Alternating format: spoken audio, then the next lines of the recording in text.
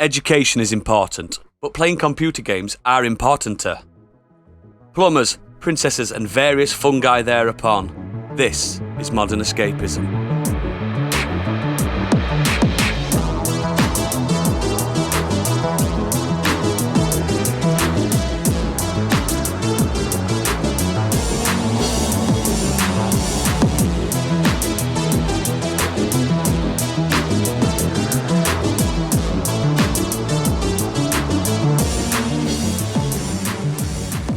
Hello and welcome to the hashtag Monster Energy Gamer Zone. My name is Oodles, the Fragmaster 9000, and today I am joined by... He doesn't die, he respawns. It's Biggie. Hello. He doesn't age, he levels up. It's Stig. Hello. What doesn't kill her, gives her XP. It's Candy Machine. Hello. He doesn't need to get a life. He's a gamer. He has many lives. It's Gadget. Hello. How minging are them? Well, if people have heard our Patreon episode, that makes me slightly concerned about your opinion of me. Yeah. Yep. Gamer. But before we kick into gear, we're going to talk about Patreon. Take it away. Yeah, speaking of Patreon, we have a Patreon. You can find it if you go onto patreon.com/modernescapism. On there, we have 3 separate tiers. We have the £5 a month Modern Escapees. That'll get you exclusive Patreon extended episodes of the weekly episode, and at least one special a month. Currently, we have had more specials. We did a full Loki spoiler special series, and we also have Too Faff, Too Curious in the works, where Gadget and Biggie will be talking about the Fast and the Furious franchise from never seeing them before. This week, you'll have also noticed that our monthly special is out, and this week we did Modern Escapism does Room 101. Kind of. Yeah, well, we did a variation of it. It's the same kind of thing. I modded the rules a little, but it was still fun, and you can come and listen to Oodles try and justify myself. Justify himself. So it was a lot of fun. But we also, on there, we have the Scorched Sheep, which is £5 a month, and that is for our Do Dragons Dream of Scorched Sheep podcast. If you sign up for that, you get ad-free versions of the podcast. You get early access to the podcast, access to battle maps, artwork, any original music, and any other content that we put out with that. And you can also suggest NPC names, items, and things to Gadget to use. But if you're feeling flush, £7.50, the Biggie Bundle, I'll get you everything. Everything. Well, I just want to say, if you have signed up to our Patreon, thank you very much for all those people that signed up. We started it in June, and already we have 20 things out £1 there. million. Oh, I wish. No, we have. So far, we're in the middle of July, and we've done 20 exclusive posts for Patreon. So we think Massive. that, it's a lot of content there, and it's a lot of good stuff as well. So if any of that sounds like your bag, then sign up. Thank you very much there, Stig. Or fuck off. Sorry about that little outburst. Now, very hot. we're going to just dive right in, because I'm feeling like a fucking omelette at the moment. It's red hot. So you can take it away. Gadget, what you been up to? Okay, so a couple of things this week. First one I want to talk about, and I'll talk about it in the lightest of light details because I'm aware people are still watching it and I don't want to put any spoilers in, but I binged through the whole season of Loki on Disney Plus this week. I've heard of it. My fucking God, what a show! I really, really enjoyed that. Again, a little bit like with WandaVision, it's obviously an offshoot of the MCU, taking the character of Loki after kind of what happens to him. Again, I don't even want to spoil more of that. I've got to be so vague on this one. I'll be watching it fairly soon, so be careful. Yeah, it's got a wonderful production style. It's got this really appealing kind of 60s brutalist aesthetic, which I really like. The soundtrack, my God, the soundtrack. Incredible, innit? So good. There was a moment in the finale episode, right near the end, where the composer reprises the main theme. Yes, the different remake. Oh my God! I nearly had. I need 3 to 5 working days to get over this. Yeah, it's man. so good. Yeah. That was a real goosebump moment. Yeah. And the way it just kind of plays with your expectations, plays with the story. There's some wonderful cameos in it from quite famous people. Yeah, it's just so good. Like, even if you're not that up on the MCU, like if you've got a passing interest in it, it's worth watching because Tom Hiddleston is fantastic in it. I actually like Owen Wilson in it. Like, I find Owen Wilson really grating all the time because he's a bit Keanu-ish in that he plays the same role in everything he's in. But I really like his character in this. I really Me and like Stig Morbius. loved him. Yeah. So, no, he's a really, really good season. It's 6 episodes. It's about 5.5 hours worth of viewing. It's really, really well worth it. And we have our podcast on it, which I haven't listened to yet because I've been listening to another podcast this week, which is the other thing I want to talk about. Ah. So I've been away this week. I've been at a wedding. I went down to Kent to see friend of the pod, enemy of Oodles, Monk's boy, get married. So congratulations to him and his lovely wife Abby. I hope it was a great day. So as a result of that, me living in the north and them being as far south as you can go before you get your feet wet. They're in northern France, aren't they? Practically. I've been listening to a lot of podcasts in the car driving. And I've been binge listening through My Dad Wrote a Porno, season 6. I don't even know what that is. Well, it kind of actually gives it away in the title. I thought so. So My Dad Wrote a Porno is about cats. Is a podcast about Jamie Morton and reading through the dreadful self-published porn novels that his dad has written. Holy shit. Yeah. His dad, who goes under the nom de plume Rocky Flintstone, because of course he does, wrote a series of 6 or 7 books called Belinda Blinked and published them on Amazon in like 2015. And you can go and you can buy these books. They're real things. None of it's made up for the podcast. And they're universally terrible. Like, Rocky is not a good writer. But so Jamie reads the novels out to his 2 friends, James and Alice, who they're like his old university friends. They have quite a long friendship together, and the banter between them is hysterical. And it's insane. What starts off as a series of books about Belinda Blumenthal starting work at Steele's Pots and Pans and fucking her way through the client base and the staff. Oh, he knows and how the to customers. write women, clearly. You say that? No. Rocky Flintstone does not know how to write That's women. right. I would be In the most sarcastic. spectacular. In fact, I'm pretty sure the Reddit subreddit men writing women was dedicated to him because he is so bad at it.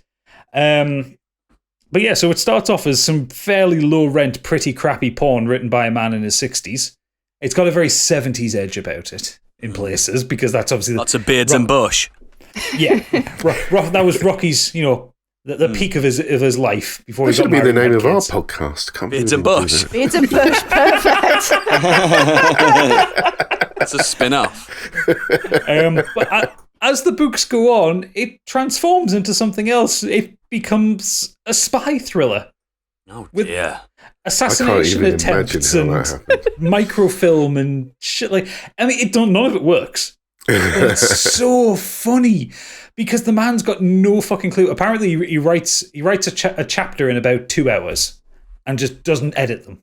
Just doesn't go back. Right. So like there are mistakes throughout it. There are points where characters just change names for some inexplicable reason, and Jamie, as the narrator, has to catch up with this stuff. About season 3 or 4, Jamie starts just putting voices to the characters, which then gets hilarious, including a rather extreme Essex accent for Bella, which I'm not going to try and repeat here because it's fucking atrocious. But just to give you the tone of it, I have some quotes from My Dad Wrote a Porno for just so you can get the level of writing ability of Rocky Flintstone and the kind of how he attempts to put soliloquies into this. Oh, wow. So the first one is quite simple, and it's probably the most famous one. Her tits hung like pomegranates. What? My tits hang like pomegranates. Not a woman's. And for the further ones going on here, some of these actually will get slightly pornographic. So apologies to anyone who happens to be listening with kids around. But Oh, your grandma. I mean, Yeah, you shouldn't be listening to us with kids No, around you should be anyway. listening to us when there's kids around. Ooh. Again, he slowly entered Belinda's pussy. He felt like a man revisiting the house where he had grown up as a child. Everything was the same, but different. Rearrange the curtains. Oh. She took him completely into her mouth, tasting the flesh of mankind. Jesus Christ. Oh my god. Belinda regained her composure as best as she could. Good heavens, that was a powerful portion of sex. I'm as hot as a half-fucked fox in a forest fire. Wow.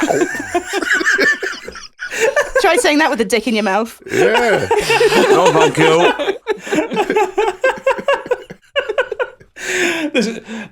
Half the world away, Belinda and Bella were behind bars and in chains. They hadn't slept a blink. What was this even about? Wondered Bella. God, this is about so much, thought Belinda. What?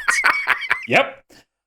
Two more for you. Her nipples hardened with her feeling of freedom, and they were now as large as the 3-inch rivets which had held together the hull of the Titanic. That's disgusting.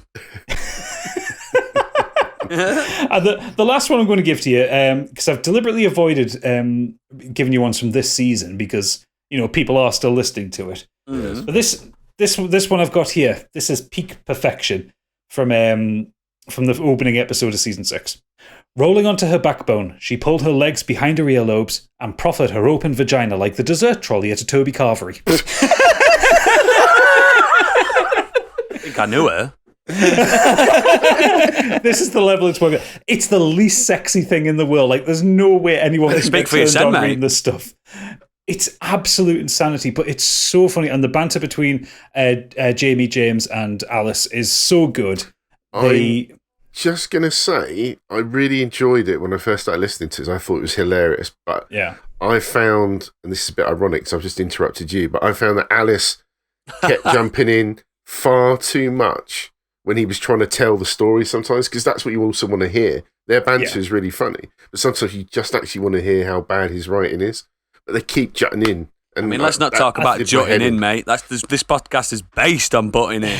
Yeah. I think it does work. I mean, it can get annoying, yeah, especially but there's nothing really that compelling in the story to listen to. It's more just like It's how bad what it the is. bad I writing think it's is. how bad it is. That's what it is. But yeah, Yeah. I might have to go back to it. I just dropped off it, I have to say. I mean, if for anything, I mean, like I said, I mean, aside from the actual story itself, there's just some wonderfully hilarious, weird shit that happens in the banter.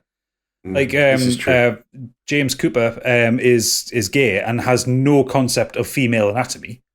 And they riff on this quite a few times. They have these bonus episodes in called The Footnotes where they'll talk about things. And they have one where James gets to ask all the questions about sex, heterosexual sex that he wants to, and they explain things to him. But there's one time where it's revealed that James has never felt a boob. And he thinks they feel like firm avocados. So Alice proffers her boob to him. It's this rather hilarious little sequence where he's feeling his first boob ever on a podcast. So, yeah. Are we going to start doing that on this? I mean, if you've got a boob handy. Here we go. But yeah, I really recommend My Dad Wrote a Porno. It's so funny. It's so ridiculous. Just be careful when you're driving around listening to it on the Bluetooth in the car. How many episodes a season is it? It varies. So, right. so like it depends on the length of the book. So some of the books are like 14, 15 chapters. Can you just jump into any season? I may as well just start with 6, and then work my way back. There's a best of book 5. Yeah, you can go in. Like I said, none of it makes sense. There's a lot of self-referenced characters throughout it and overarching story, but it is even just if you listen to the first episode of season 6, you'll get the tone of it. They're not very long either, are they? The episodes? No, about 45 minutes to an hour long. Oh, we should start doing that. Yeah, and then you get the footnotes, which are about 20 minutes, half an hour. You get celebrities on. Like Elijah Wood's been a guest on this. He is a pervert. I mean, a hobbit. Sorry. Yeah, and Michael Sheen and people like that. Well, Daisy Alice, Ridley, Alice she's is been a DJ, isn't she, for BBC? Yeah, she's Alice Levine from Radio 1. Yeah, so she's got the old contacts. Yeah, she's got contacts. Look, if you want Elijah Wood on this podcast, I can get you Elijah Wood. If you can do that, I'll be impressed. I can do it. Then do it. You watch this. Can on then. Right. I'm going to sound the horns of Gondor right now. We actually not have Sir Ian McKellen on instead. No. I tried to book Sean Connery, but, Oh, awkward. Yeah. Not working at the minute, is he? No. So, just Just listen to My Dad Wrote a Porno. It's so stupid. It's so wonderful. I love it. I will do, mate. Absolutely brilliant. Thank you. Candy, what you been up to? Yeah, a couple of things again this week. So, following on from last week, I started playing Plague Tale. I haven't got that far into it, so I'm going to talk about it further down the line.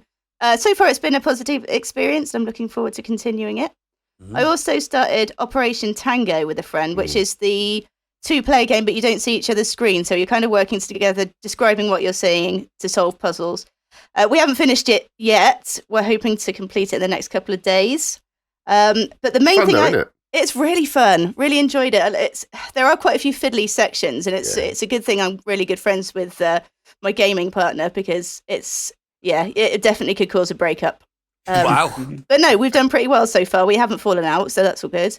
And I went to see Fast 9 at the cinema. Is it about family? I award it family out of 5. Wow. Yeah, I know, that's the highest I could possibly award it. So like Biggie and Gadget, I came to Fast 9 without really seeing that many others. I saw a couple of the first ones when they first came out. Turns out I didn't really need to anyway. Yes, you do. No, you don't. You really don't. I don't really know what to say about it. At one point, my eyes were sort of physically burning from everything that was happening on the screen, and not just because it was hot. It's so wonderfully ridiculous. It's actually quite difficult to not enjoy it. I sort of enjoyed it despite myself. There were a few moments where I was just howling in the cinema, the complete ridiculousness.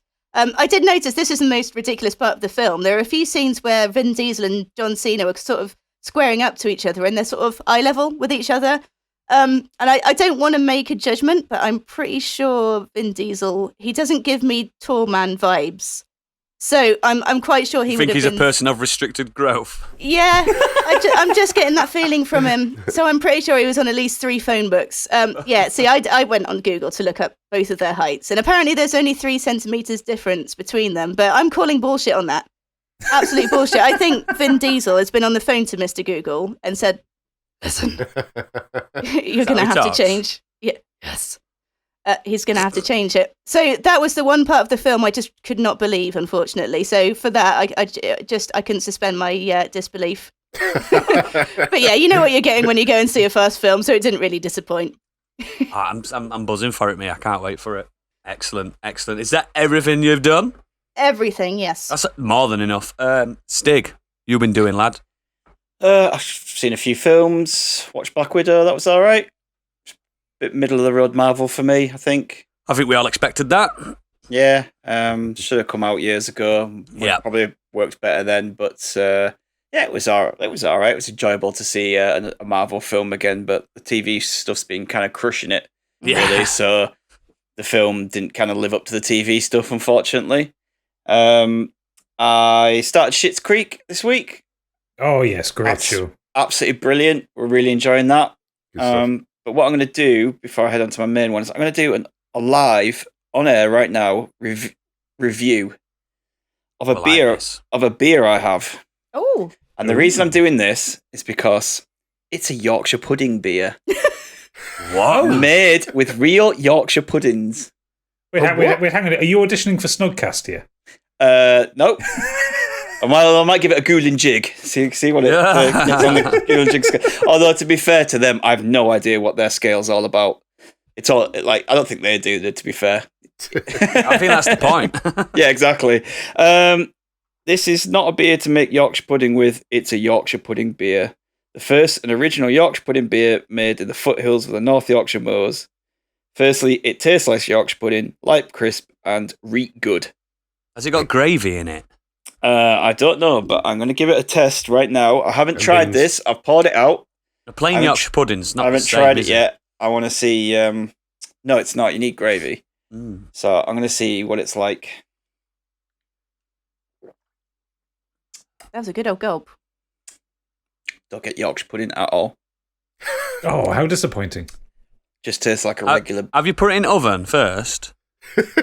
You sprinkle some OXO on it. Yeah. No, I'm just getting regular. Stick a carrot in top. Kind of regular beer taste, really, more than anything. Oh dear, how disappointing. What an anticlimactic thing I can edit out. Yeah, never mind. Don't edit out. That's a bit disappointing. Very disappointing. What'll happen with all beers like this, with these fancy craft beers, when he's got about halfway, he'll be like, you know what? It does taste like Yorkshire puddings. I'll let you know if it starts to hit the Yorkshire. Yeah, develops. It puffs up like one. Yeah. That first taste, I'm not getting a Yorkshire. I'm not getting a Yorkshire pudding, unfortunately. So. Yeah, that was disappointing. I just saw it in the shop and it was like £1.75 a bottle. Get a bit of gravy granules in it and stir it with a spoon. Be lovely. Give it a go. The main thing I do want to talk about is, last week I got my PS5 and I started Ratchet and Clank. And I'm really enjoying it. It's a really good game. For people that don't know what it is, what is Ratchet and Clank? It's I guess describe it's a platforming game. Shooter, platformer thing. Adventure game, yeah, 3D game, you play as this little creature, Ratchet. I've never played a Ratchet and Clank game before, by the way. Yeah. So, and he has a little robot helper, and the story is that him and his robot creates him this gun, which Dr. Nefarious steals, and it starts to open rifts and splits in the space-time, whatever, and they start jumping between dimensions. So you actually I've made some notes and they're all over the place. I apologize. But the rift stuff is really cool. Like when you see a rift that you can use, you press the button to do it, and rather than it being like one where you kind of you'd feel like you harpoon and you shoot towards it, you don't actually. You pull the rift towards you, so the screen actually gets bigger as the rift's kind of in the distance, and it gets bigger as it comes towards you, and then it places you inside where that rift is. So it's like a really cool transport system. And then is it quite fluid when that happens? Oh yeah, it looked like it in the trailers. Absolutely seamless. And when you skip between dimensions as well, absolutely seamless. You literally don't using that SSD to good measure. Yeah, there is no I'm going to go into a different dimension now, and it loads, or you don't even see a jutter. You literally just walk through the rift and you're in the other dimension. That's cool. Yeah, the triggers, it uses the haptic triggers really well. So with the PlayStation 5, obviously, if you pull the trigger down slightly, you've got like a bit of resistance there, or like a full one. And there's things like some of the grenades, if you kind of press it to the middle section, it throws like a short grenade. If you press it down to the long one, it throws a long grenade. You can charge up weapons, so you kind of pull the trigger down slightly, just a little bit, and it charges the weapon up. Then you pull it all the way down, and it shoots the weapon. Or you can just pull it all the way down, and it'll shoot the weapon, like to begin with. So you can kind of run around and keep a charge on your weapon ready for the enemies. I did have one game-breaking bug on it though, which is annoying. There was a section where I had to follow a character, and I followed him, died, and it respawned me back outside a door that had closed. Oh no! So I couldn't follow him anymore, and it had a little indicator saying "follow him." And I'm running around this building going, I can't get to him. And I was like, do I go this way? And I was running around for ages. Luckily, it auto saves, but it keeps various auto saves. So I just had to go back. So you could go back. Because the devs knew it was going to happen. Yeah, I only had to go back 15 minutes. I only lost 15 minutes of game time. That's fuck all, mate. I lost 14 hours on Assassin's Creed Valhalla. Yeah, exactly. I was thinking that. I mean, I'm only a few hours in, so I really wanted to play a bit more before I talked about it this week, but I didn't really have anything else to talk about, so I thought I'll talk about this. But I'm really enjoying it. It looks gorgeous, to be honest. I really like the style. The last one did. The remaster version was really good on the PS4 as well. I recommend, if you do like this, hit that up. I think they're good games, me. I like Ratchet and Clank. Yeah, and the funny thing is, obviously, I've never played one before, so there's a character reveal. Obviously, because you're in a different dimension, it's like the same looking character, but they played a different person. And he goes, "Oh, it's Skid or Scud or someone." And that, for me, who's never played the game before, it's just kind of shrug of the shoulders. So funny. No, it's just that means nothing to me. But fans will obviously be like, "Oh, wow, that's amazing! That's him that's playing this character." I really like the first one, and there was I think Up Your Arsenal. I think that were good. They've all got weird names like that. Cracking Time. Yeah, there's a few. I think one of them's really shit. And like as a series, they're pretty solid. Like, Yeah, the writing is great. The writing and yeah. voice acting in it is brilliant. I really, really think that's really good. And there's like a few little mini games in there. Like these are quite close to the start of the game, to be fair. So it's not too much of a spoiler. But one of the mini games is you have to kind of hack a system, and you go into that system, and you run, and you kind of run around as a little robot. This little quipping robot. She's really cute, and she's like trying to just take out these viruses within the computer system. And there's another one where you have to go into something as Clank, and you basically play a game of lemmings. nice. You've got to lead all these other Clanks from one end to the other and stop them from like falling off a cliff. Like, so you've got all these like puzzles and things, switches to do to like get all these row of Clanks from one end to the other. Just little things like that kind of like break up the game, but I don't break it up so much that it ruins it. It's these fun little mini games.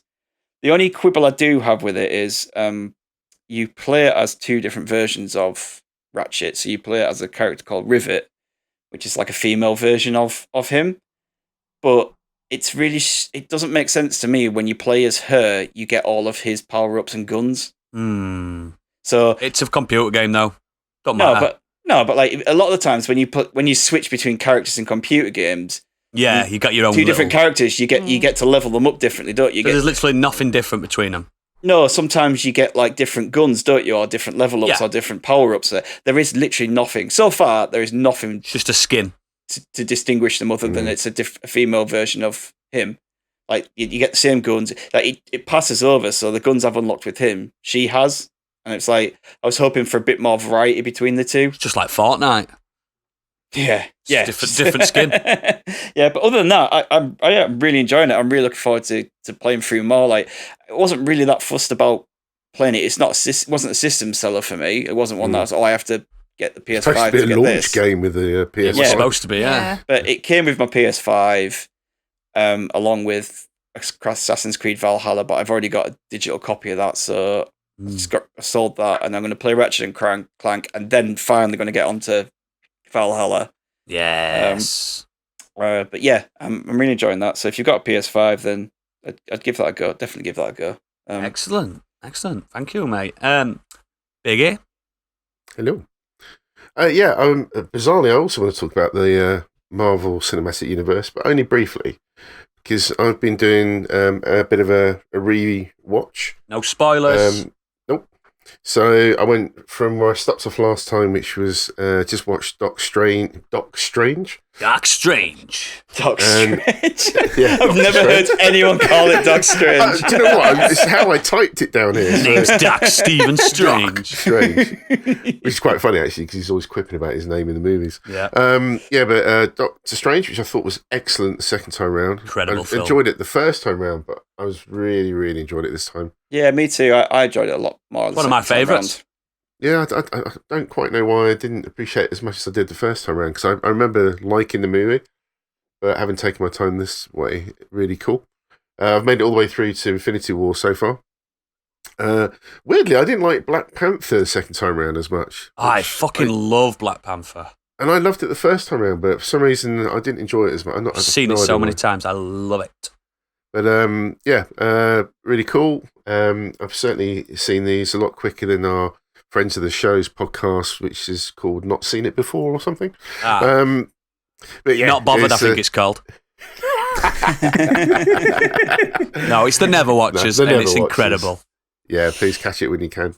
But enjoyed that. But the main thing I wanted to talk about was a guy called Paul Murphy, who is better known by his stage name, which is Skratch Bastid. And he is a Canadian DJ, a record producer. Now, following the people that I do in hip-hop on Twitter, his name popped up a couple of times, and then I managed to catch a little snippet of him doing a mix on Twitter. And since then, I am just all over this guy. He is incredible. I can't believe I've not come across him before. So he's the first ever Canadian DJ to be nominated for the Juno Award. I thought you were going to say, first ever Canadian DJ. Ever. Available for weddings. The Juno Award for Producer of the Year. He kind of appeared as a great clip of him in 2001, where he's doing a Scribble Jam DJ battle And right near the end of his little set, that they get like, I don't know, 5 minutes or something to do a little set, and then they have this little battle. And he does this incredible scratch that ends with the Imperial March, but using records not related to the movie. It's just the fact he's pulled that sound out of these records. It's incredible. Only 30 seconds to go. Only 30 seconds to go.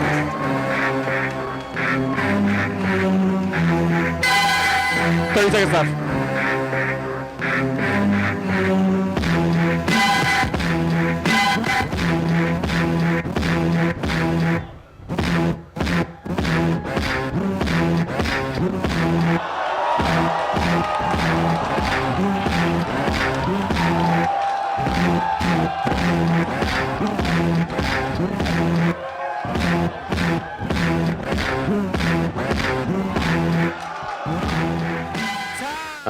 And then he rose to prominence by 2003, winning that Scribble Jam contest, and went on to win it in 2004 and 2007. And he's been around for a long time. He's now a judge for some of these competitions. But what he does now, which is just blowing my mind, occasionally does what he's called Bastid's Barbecue. And it's like a full-on set, which he just does live for people. They log in on Zoom, and obviously he's got his Twitch channel going. For like 3-4 hours, he just mixes away, and he's now doing a Tuesday morning coffee freestyle, which again, he does it for 3 hours, maybe more, mixing incredible hip-hop records, or he'll just go, I'm going to do all the classic Motown, mix them all together, or jazz. But the guy just has this smile on his face when he does it. And you can, when you see somebody really enjoy what they do. Yeah, it's proper satisfying. It's incredible. He just, you can see him like miming words to hip hop, or just records that he knows inside and out, or he knows when a beat's going to drop in, and he chats with people online. The other day when I joined it was just shy of 1,000 people viewing on Twitch just for this live free set. He just comes on, mixes away, chats to people, encourages them to sign up and have fun. But it's just the fact that he enjoys it. He's always giving shouts out to people on there, and he welcomes anybody to watch him. But it's just the fact that he enjoys what he does. It's so. Does he not get in trouble with copyright and stuff like that, like doing it on Twitch? That was my question. I have no idea. I really couldn't. He might not care. But Not sure. My friends DJ'd, and I've got friends who've done I know DJ people who have sets done it as well. over Twitch and had no issues. Yeah, but he does it on, obviously, there are loads of clips on YouTube if you want to check it out. He's just so cool. Really nice guy. You can feel his love through music, and he loves playing it to you and going, oh, you guys might not have heard this one. He promotes new music, old, mixes it all together, and it just flows. He is so clever with what he does. The mixing, the scratching, you name it. So cool. You're such a cool guy, though. Like, you're into some proper cool stuff that I don't even think about looking into. Like, you're watching people mixing and scratching. That's so cool, mate. Yeah, but it's jealous. But I just love seeing the smile on his face when he does it as well, because he's enjoying what he's doing. He's not just trying to make money out of it, because obviously he does. But yeah, there's a difference, isn't there, between like greed and doing it for love. Like Did you describe it? Did you describe it as scribbling? Is that what it's called? No, it's a battle called Scribble Jam. Oh, okay, that's the name of it. It's not a style. Got you. No, but yeah, there's they're all lots called of scribble knots, the people that enter the competition. But yeah, there's just literally, if you type his name in YouTube, you can see loads of clips. I mean, he's called Skratch Bastid. You're not going to forget that. It's Bastid, so he obviously gets away with not swearing. Yeah. Excellent. He's got a great community that follows him as well. Really cool. Brilliant. I wish I'd done something as cool as that this week. As always, my finger is firmly on the pulse, as we all know. This week I've been battling hay fever, as you can probably hear. Oh, and me. But I've started watching a show that's received mixed reviews over the last decade. It's called The Walking Dead. Yeah, I've never watched it. And have you read the comics?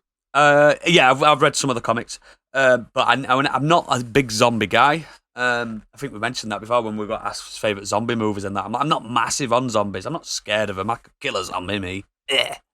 But it's just, I don't know. Sometimes it's quite rote as a like a genre, isn't it? These zombie things. But I watched a trailer about because it's all on Disney Plus now, and a trailer just popped up, and it's like in that trailer there wasn't a single zombie in it, and I was like, wow, We're the Walking Dead. yeah, maybe this isn't about zombies. It's about the people surviving. And I've got to season 3 already in a week because I don't fuck about me, Gadget. I just Yeah, ride. to be fair, the He first sits there season's playing on 7 his episodes. Switch and Yeah, watching TV. So I'm playing on my Switch as well. Yeah. There you Dragon's go. Quest 11. Yeah, no, I've been playing Monster Hunter, but I'm not ready to talk about that yet. Yeah, so I started watching this Walking Dead, and I mean, spoiler alert, I'm really enjoying it at the moment. But yeah, it's not very zombie heavy, is it? It's the first season quite zombie heavy, but then the second season, like, they end up at this farm. If you can't remember, 10 years ago. Yeah, once they get away from Atlanta, the amount of zombies kind of decreases. It's more about human drama and how, like, my favourite character on the first season was Shane. He was so, like, level-headed. He was the best character. And by the second season, he's just a fucking raving lunatic. And it's just good. It's good how they like they juxtapose that, and it all makes sense how it's happening. Do you know what I mean? How you cope with Andrew Lincoln's American accent? It's horrible. And every time I see him, I just think of him holding that sign up. It's Coral. He's holding that sign up from Love Actually. Yeah, he's always the slightly rapey guy from Love Actually. Isn't he? That second series, though, it's like nothing happens until that mid-season point. Yeah, at which point it does I could tell it was a mid-season break, that one. Yeah, it does like huge mid-season break, And then reveal, nothing again. And you're until like, the oh end. fuck, I've got to watch this again, and nothing happens again until Yeah. that bit with Shane, and right at the end, you're just like, Yeah. oh fuck, I've got, and it does, yeah, just. And now where I'm at now, I mean, minor spoilers, they're at prison, and it's quite good. It's quite up on the Yeah, action that was again. quite good. Yeah, they're Um, quite good seasons. Yeah, and it's... I kind Is of... it the season with the governor, season 3? Yeah, Yeah. we've just met the governor, so no Yeah. spoilers, guys, no spoilers. But I'm really enjoying the actual the talky episodes, the chatting about how they'll survive and stuff like that. And I think it's I will spoil this for you. Mm. You will get very annoyed with that. Oh, really? Because that's all that happens a lot No, but I further like down that the 'cause line. the whole like second season was just them chatting on a farm and me going, "What are you doing? Why are you running off on your own again, Coral? Why are you doing it? Why do you keep doing it?" The way he says Carl always made me laugh. Yeah. It keeps wandering off, mate. I'm saying it now. If I were in that world, I'd have put cowgun at back of all kids' heads before we even started. Doof, doof, doof, doof. Fucking hell. We don't need you. You're dead weight. Carry on. Let's go. We can survive this now. There's no children. Oh. The kids in this show. They're the actual antagonists. They cause everything. So doof, doof, doof, cow gun, all of them. Line them up. I can say that I'm a parent. Yeah, that's really Just a reassuring. quick call to social services there. Oh yeah. Okay. So this podcast host has been saying that in the case of a zombie apocalypse, he's going to cow gun his children. I'm sure they'll be like, "It's fine. It's fine." So Feel zombie like you should be on shambling some down. kind- The zombie shambling down the road, and Noodles gets a knock on his door from social services. We're taken away. Yeah, do feel like you need to be just on some kind of a list, just for precautions. Put me on it. But yeah, it's a good show, and like I said, the kids are the most annoying part, and Andrew Lincoln's accent is it's getting worse. Oh yeah, it goes He's getting all over the angrier now, place. isn't Yeah, it? it does. He's not yeah. as level-headed as he was at the beginning. I- He's getting angrier now, and it's just getting worse. Oh, you haven't seen anything yet. Yeah, I fell off it kind of towards the end of season 4. Maybe I'd gotten at the start of season Well, there's 5. 10 seasons, man. Yeah, his accent began to just wander. It was like while he was giving dialogue, his accent was starting to get bored, so it went for a wander around the south of the US. You know what he did? On one of the episodes, he said route instead of route. I went, "I've got you, Andrew. I've caught you. I've caught you. I know where you're from. You're from London, mate." How did no one else notice that? I don't know, he said. Surely "We need somebody to would take have the called other him route." on it. And I went, "You mean route? You're an American." So yeah, caught him. that never made sense. Doesn't make sense. Though. Caught him. But yeah, I'm liking it. Maybe I will drop off it, but so far, so good. I know people swear by this show, but it's no Breaking Bad, it's no Sopranos, it's no Mad Men. I know that. I'm not stupid. It's not The Wire. Yeah, But it's just entertainment. there's points where people fall off it. So you've already passed the first point that people fall off it. Yes. Season 2. The next point is middle of season 4-ish. I'm going to complete it, mate. I Then dropped off at after- season 8, mid season 8. Wow. Yeah, I think that's around where I dropped off. Yeah, season 8 and then the last season, or you finish it. I'm going to finish it. We literally didn't even finish it. And like, Kate's really into this kind of stuff, like horror and zombie and stuff. Yeah. She was just like, I can't be arsed with this anymore. Yeah, Like, I was even exactly the same. Even she was just like, can't be arsed. But I do recommend the comics. They are so good. They're so much darker. Mate, than I the already show. read too many comics as it is. I don't I need any know, more. But it's one of the few comics I've read. Oh, really? I've got the 3 compendiums. of Yeah, them. yeah. They're really, really good. It's made by Frank Darabont, isn't it? Him who did Shawshank. He did the first series. Yeah. Sure. His name keeps popping up even on later seasons. he's just- obviously. yeah, I think he's executive just a producer. Yeah. Yeah. Basically, we kicked him off the show, but we had to give him a producer credit. You can see the And all difference. that money. You can see the difference Yeah. from the first season to the second season, actually. Now you've said that. The massive difference. But yeah, I'm enjoying it. Hopefully, something happened. There needs to be a Something new happens. dynamic. No, there needs to be some new characters now because we're running out. But Zombie dogs, zombie dogs, I'm into it. But yeah, zombie cows. I really like it. It's all on Disney Plus now, so watch it if you haven't. If you're like me, the one person in the world that's not watched it before. So Yeah, see, I still prefer my zombie things with a hint of boulder punching. yeah. I mean, I do technically. Yeah, I prefer the more Cerebral. zombies. yeah, With boulder punching. with boulder punching. Yes. I like an 80s zombie myself. Ooh, yeah. Mm. A Romero zombie. A Romero zombie. Mm. Spot on. Yeah, I mean, the rules for these zombies in this keep changing. Like, they're scared of these hordes, but they're really slow. And then the second minute, they're all panting because they're out of breath from walking The faster than them. zombies can teleport in this show. Yeah, they really can. for something that can like all of a sudden they don't make any noise in the woods and they're just there. Yeah. None of the leaves or the twigs or anything get Yeah. disturbed. But Oh, the fact that they're all like, going, Yeah. they're not stealthy, are they? I'll tell you what, you should watch bad lip syncing Walking Dead. So it'll only spoil the first 2 seasons. So Oh, you've it's seen fine it then, already. yeah. So it's fine. But it's fucking hilarious. Someone like doing lip syncing and putting voices to the zombies. Yeah, will The thing do. is, if they react to noise as well, the amount of noise the zombies make themselves, they'd all just keep turning around and looking Someone at in each the other. show actually said that. One of the characters, like, can't they distract themselves? It's like, they were saying it's the smell as well. Yeah. It's human smell. The funniest thing, and this is not to do with the Walking Dead story or anything like that, but you know that car they pick up in the second season? Yeah. Yeah.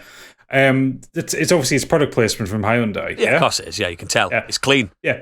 But it's clean, yeah. He bought one. Yeah. That car was made. That car didn't exist when the zombie apocalypse happened in the timeline of this. Oh, So that car, whatever year, I think it started 2010, and that car became into existence 22 in plate. 2012. Yeah, in 2012. It's something that's always tickled me because you see them like driving around, becomes like one of the most important parts of their community. It's just like it shouldn't exist. I do like the episodes where they're like, oh, it's freezing and they're all sweating. Because they're clearly filming it in like California or something. Georgia, the film. Well, Georgia's warm enough. Yeah. So yeah, it's good. You can tell the first few seasons were low budget and stuff, but I like it. It's really good. So yeah, now onto the main course. Biggie, take us away. This week, we're going head to head This is with it. each other to determine the greatest of all time game. We're each bringing 2 of our favourites to the table, and we'll draw these against each other to literally find out which is the gamer's game. Disclaimer, Killzone 2 wasn't able to be submitted due to the fact we wanted to make it a competition. we needed things with decent Metacritic scores. I just realised now, though, that there'll be no standoffs for this. It's going to be 3 versus 2, innit? So, as with all our massive knockout thing, we did Biscuits. Now we're on to games. Gadget is the knockout king himself. He has the hat. Indeed. He has the power. If you are angry of our result at the end of the show, please write in and feel free to scream. Blame Gadget for the draw, basically. Yes. Well, I've already done the draw. Instead of time-honored traditions of using a hat and pieces of paper because it was too hot to write things down, I've used a knockout tournament draw generator. And I feel like there's cheating happening. No. I can share my screen if you like. Yes, I'd like. So the first round. Oh my god, he's doing it as well. Yeah. Yeah. The first rounds are already drawn. Now the way this works is. Oh no! I've got to get my first one through the round 2. Oh fuck. Yeah. Nightmare So scenario. the way this works is because there are 5 of us and there are 10 things, that doesn't work evenly into a knockout competition. So we have 2 qualifier rounds, and it's all been randomly chosen. So there'll be 2 rounds where things get knocked out, and then it goes into the proper scaling brackets. Yeah. So first one up is Metal Gear Solid 3, which is whose game? Mine. Versus myself's Silent Hill 2. Easy, mate. So it's a Konami battle off. So Stig, would you like to go first? Yeah, I've written a lot for these. I've written fuck all. I like to come prepared and write things down so I don't forget things. Metal Gear Solid 3 Snake Eater came out in 2004 by Konami. It is directed and written by Hideo Kojima, an absolute legend in the genre. Never heard of him. No, he's never heard of you either, but... Fucking hell. Coming out fighting. Anyway, no, I mean, it's not even against his game. He's never I'll not have heard of anything you bad. either. I'll not have anything bad said about Kojima, even though he's bonkers and weird with I things. adore the man. I love his games. This is set in 1964, 31 years prior to the original Metal Gear, so the story centers around Fox operative codename Naked Snake. It takes you away from Solid Snake and Raiden, the previous 2 protagonists, and we get a new character who's essentially Solid Snake in appearance and voice, but not in character. If you everyone pretty much guessed it was just Big Boss. Yeah, even Start though with, the reveal at the end's like, what? Yeah, it's like we know it's Big Boss's story. That's kind Big of obvious. Because Solid Snake is his clone, etc. Blah blah blah. So while the previous games they're set in an urban environment, Snake Eater adopts this kind of 1960s Soviet jungle setting, but it's more of like a high tech, near future trappings of Metal Gear Solid. So you've kind of got this 1960s setting, but with a few, it's Kojima, so there's a few, futuristic things put in there, even though it's the 60s. A lot of James Bond gadgets, isn't there? Yeah. So the environment, the environment's changed, and it focuses a lot more on stealth and infiltration. Like the previous ones, obviously had bits of stealth, but this is very much more of a stealth game. But it still kind of retains that self-referential fourth wall breaking humor. The music and sound effects, as Udall said, give off a James Bond spy drama vibe. The new camo system makes sense for the time period and setting. Like the stealth in this game is inventive at the time. It really added like a whole new dimension to it. So you could switch your camouflage based on what environment you're in. You had this little indicator to tell you how camouflaged you were. So if you put on a camo index, it was called, wasn't it? Yeah. So in the corner, it basically said 90%, 8%, or 20%, depending on where you were, what kind of camouflage you had on. You could sneak better through the jungle and through the bushes. You could actually get up to 110%, I think. Yeah, like you could get to the point of like being invisible, where you could just lie there and guards will walk past you because you are so like camouflaged. Kojima managed to rein it in slightly a little bit. There's still a lot of mad shit in there, but compared to 1 and 2, it definitely feels more grounded and an emotional story. Like the main story between Naked Snake and the boss, like just trumps everything from the first and the second. The story had its hooks in me, like more than the other games. Like I said, it's just a simple story of Naked Snake hunting down his former mentor. I was way more invested in that than I ever was in like the likes of Raiden's story and even Snake's story from the first one. The bosses, again, for me, the Cobra team are the best group of bosses. It's basically the Mega Man bosses. Yeah, they're just... So you've got the pain, the fear, the end, the fury, the sorrow, and then finally the boss herself. and they all offer this like. Each of them offer a really unique boss fight that includes like a stealth sniper battle, a battle against like Snake's own mind, plus the usual weird shit. There's like a man that shoots hornets at you, and a one that's running around with a flamethrower kind of thing. So you do get you know your batshit mental ones, but each one has like its own rules and objectives. So you build on the same like core mechanics that you had to work with, but like it's not just a shoot them as many times and they'll die. You can actually use different techniques to take them down. So they've got 2 health bars, haven't they? They've got the fear. His stamina depletes. Yeah, and he has to eat. So you can actually drop poisoned packages around. He can fall asleep. And he'll pick up like stuff and poison himself, so you can take him down easier. The end. There's about 3 or 4 different ways of taking the end down, including one that's like the biggest cheese ever. I know Gadget one day wants to play this game if he ever can, if they ever release the settings on it, but no chance. No chance. Can I tell you about the end then? Go on then. So the end is this old man who hides in the trees and he shoots with a sniper. He's an ex-World War I sniper. That's how old he is. So the way they want you to play it is to fight a sniper battle with him. So if you haven't unlocked the heat vision goggles, you have to try and spot. You're fucked because you have to try and spot him through the camera, like through the trees, which is impossible. Listen for his. So you can either do it like that. You can do it with the heat vision goggles, or you can just go there at a certain time of day and he's asleep, and you can just kill him when he's asleep. Oh, lovely. That's it. Like you can just cheese him, go there, avoid a whole boss battle. You could wait till he dies. Yeah, that's the other one as well. I remember that one. Or if you just ignore him completely. Dies of old age. He dies of old age. That's the other one. Fucking hell. So the game just offers you up so many different things. It isn't like you're in an arena now, shoot each other until the last one dies. I think you have to do it. I think you have to play the game at least 3 times to see every cutscene. That's how much replay value there is. Yeah, I think I played this game about theatre. I think I played this game about 3 times when it first came out, and then Subsidence, and then again on the Vita. On the 360. Sorry. Yeah.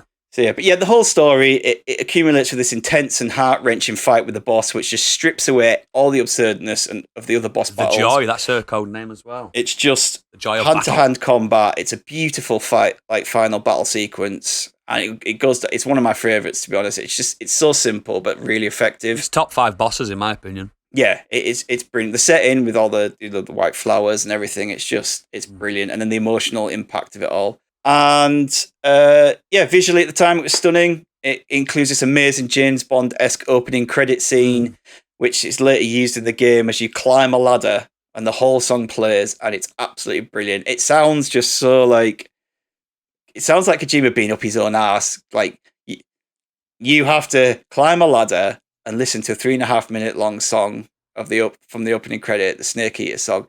But it's just a really wonderful respite for the player. It doesn't make the game grind to a halt. It's a cappella as well, isn't it? It makes you kind of appreciate it a little bit more, and you listen to this song, and yeah, it achieved critically acclaim, numerous awards, and its Metacritic was 91 out of 100. It went up to 94 out of 100 when Subsistence was released, and even Kojima says it's the best out of the series. So what more do you want? Yeah, Subsistence added the 3D camera, which just changed the game completely. Yeah. So yeah, that's mine and my ramblings. Incredible, mate. Incredible. Gadget, your rebuttal. Well, I mean, my rebuttal I'm going to keep to the 3 minutes that we agreed to. My God, man. Words. We've got plenty of time. You wait till I get to Half-Life 2. Oh, fuck me. So I'm talking about Silent Hill 2, which was released by Konami in September 24th, 2001. Developed by the legendary Team Ico. Not Team Ico, the Team Silent, rather. I'm sorry, I've got Ico on the brain. But developed by the legendary Team Silent, who developed all the good Silent Hill games, and that's pretty much all they did, actually. This game takes us back to the titular town in the northeast of the United States, Silent Hill, based on towns in Maine, I believe. Yeah, it's New England, I think, something like that. Yeah. This time, you're not following Harry Mason, you're with James Sunderland. This is a completely different story set in the same town. He's a widower who journeys to the town of Silent Hill after receiving a letter from his dead wife informing him that she's waiting there for him. That's fucked up, isn't it? Oh yeah, it is a psychological horror game. It's very different to a lot of its contemporaries at the time. So a lot of the horror games that were coming out in like the late 90s, early 2000s were very much like your Resident Evils. They were very jump scare based. They were very The PS2 exclusive Extermination.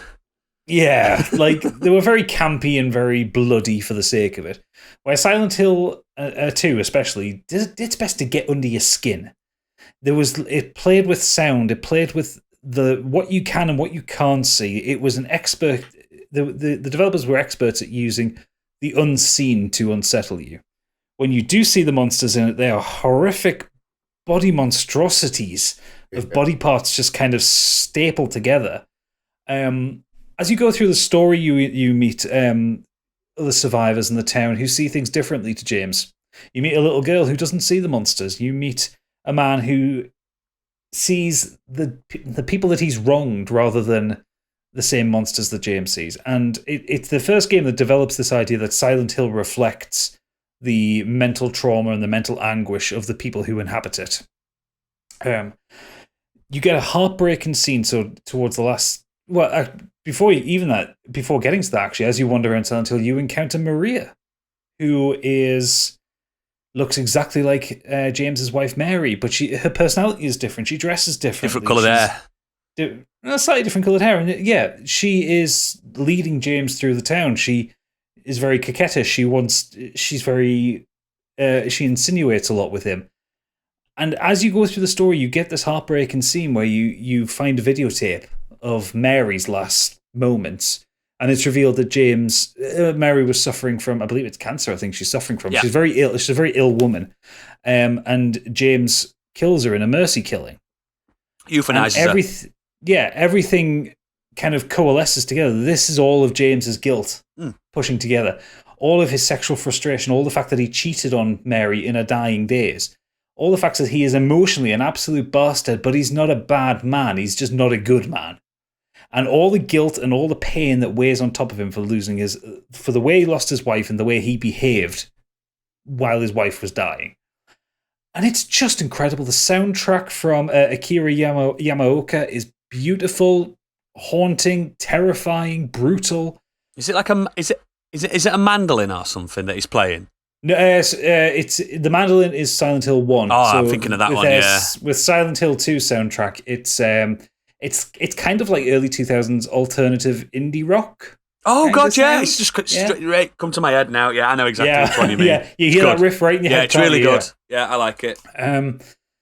It was obviously a PlayStation 2 game. It worked with the limitations of the hardware because even in 2001, people were already kind of pushing up against what the PS2 could do. We still needed Fog. But Fog was like one of the biggest characters in the game as well. Yeah. They say it was the unseen.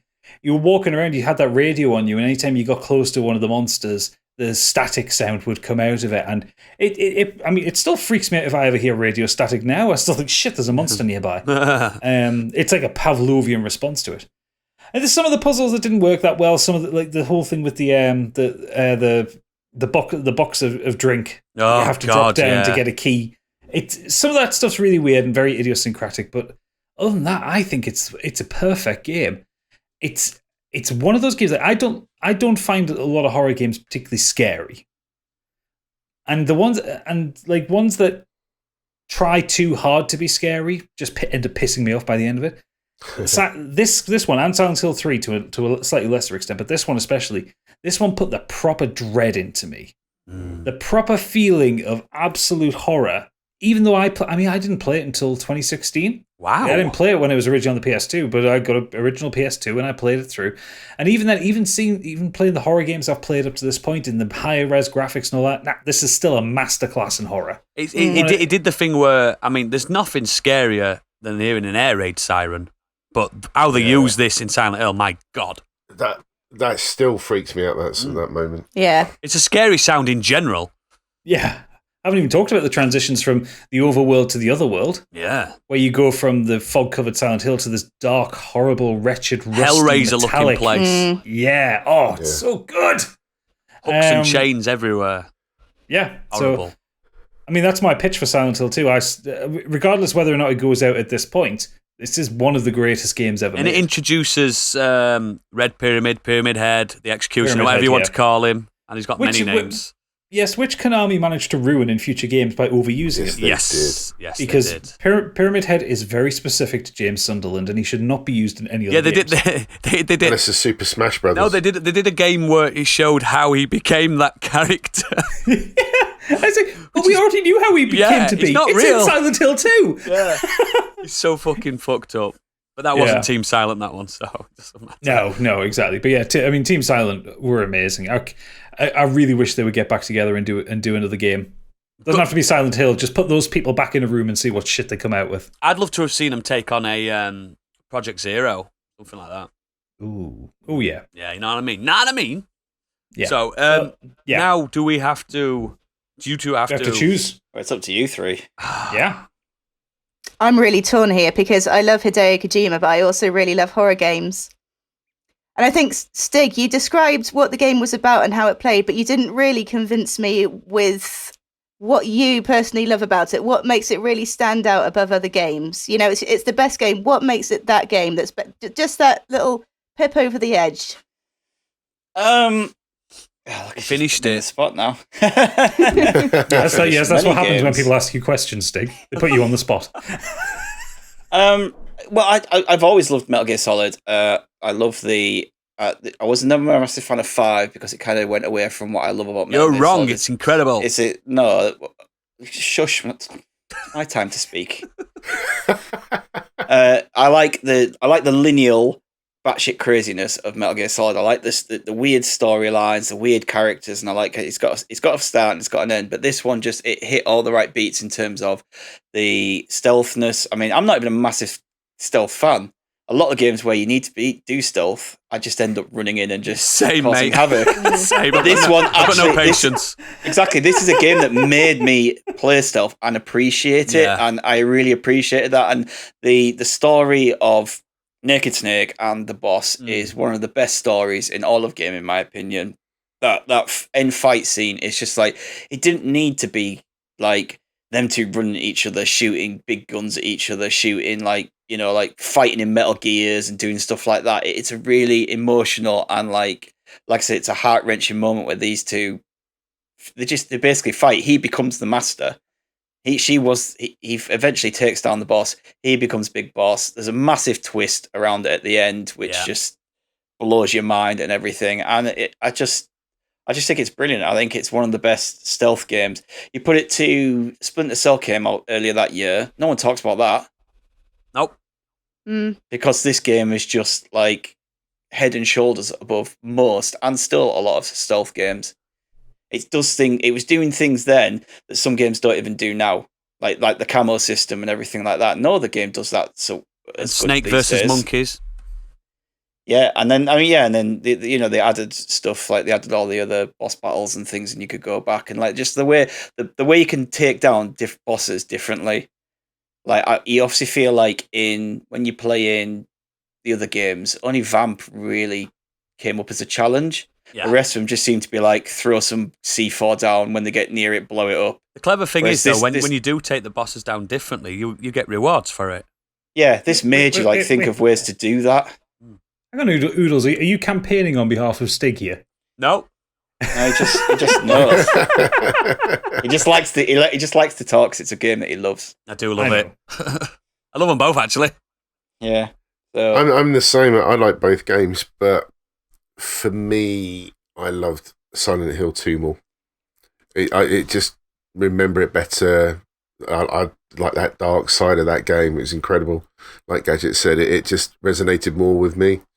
That game, for some reason, I remember playing all the Metal Gears, but 3 just doesn't stick out as much for me as Silent Hill 2 did. how it's the best So, one. yeah, that's my pick for me, I'm afraid. The man who created it says it's the best out of the bunch. That's all you need to know. Come on, Oodles, Did he where do are a you going? director's cut, though? Now, Yes, that's what a subsistence was. Yeah. It is tougher than I initially thought because, Silent Hill 2 did something that I didn't think could be done.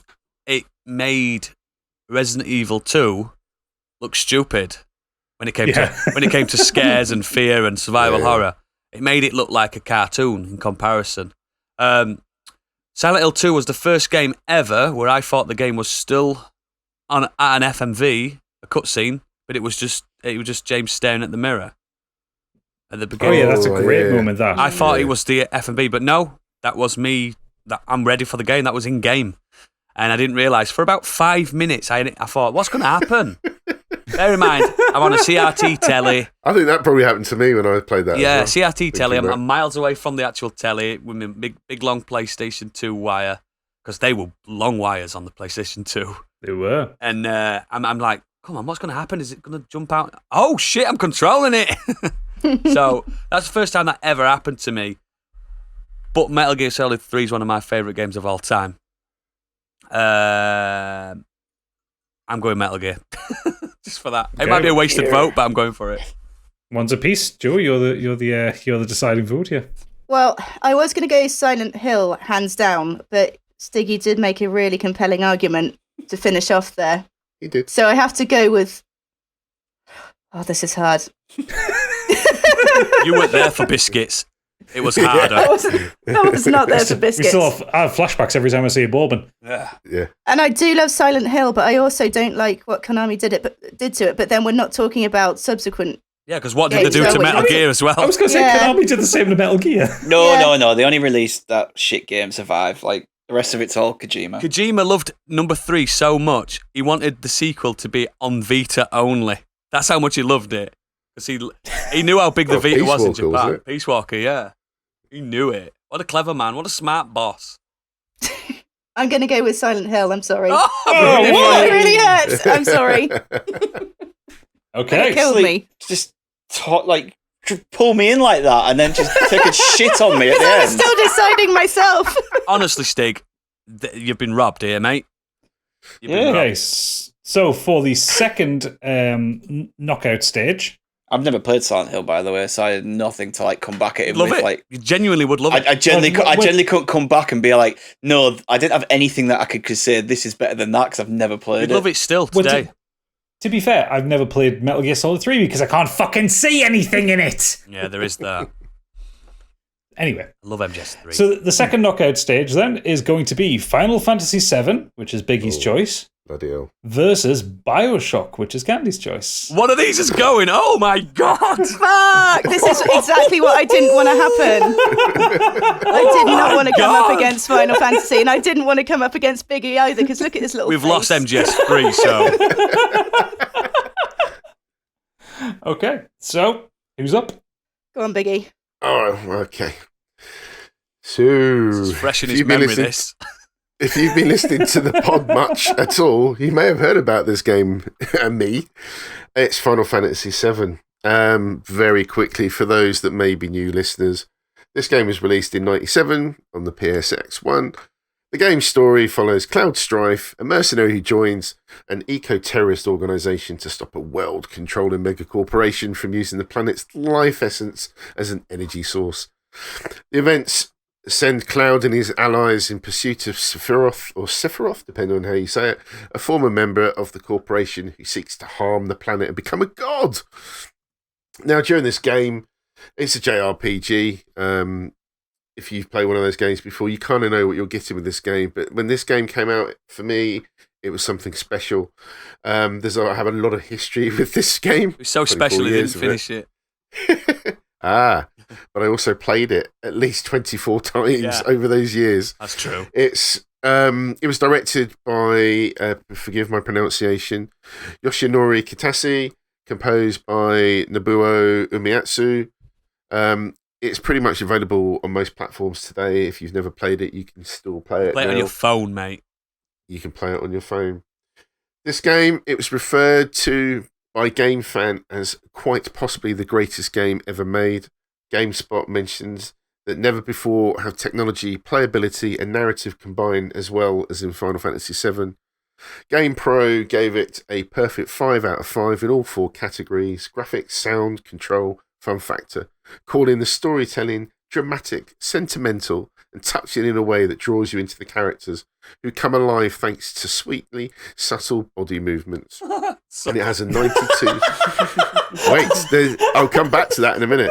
But there's 92% Metacritic score currently. Wow. Now, the game does have a bit of a history. It was a bit of a mismatch when it got put together. It even released on a game system it wasn't originally made for.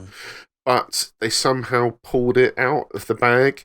The background art is fantastic. It doesn't quite always work with the 3D animated sprites, but these little sprites that you use on the screen come with a charm. When Barrett, one of the main characters, is furious, he starts wiggling his arms around, shooting everything around you. It's cuteness beyond cuteness. This game features so many side quests. You could literally mainline this game, or you could spend hours and hours and hours trying to find every single secret. There's memorable music. There's interesting enemies. It's still entertaining now since it's been released. It's even had a movie made of it, and to follow the story on as well. And there's currently a remake, which is still in development now as a series. There's so many secrets to uncover, creating friendships along the way. There's a flexible combat system with so many choices of magic and incredible summons to watch and discover and combine. And not be able to skip. Shut up, you. It's not yours. But yeah, I just love this game. I've played it so many times. It's my comfort game. I did only just finish it this year, but it's a game that I could even play again now. I can just switch it on, start hearing that music come in. I know exactly what's happening in the game when I hear the music. I just love it so much. And if you've never played it, please, please, please play it. Good pitch, man. Good pitch. And now, Candy? Your rebuttal? Right then, so I'm going with BioShock, and I'm going to just focus on the first entry, even though it's important to keep in mind that the series as a whole is kind of perfectly encapsulated as a trilogy. So the game starts, you're in a plane crash, drop into the middle of the ocean by a mysterious lighthouse, which subsequently leads you to the underground city of Ratchet, which is in complete and utter chaos.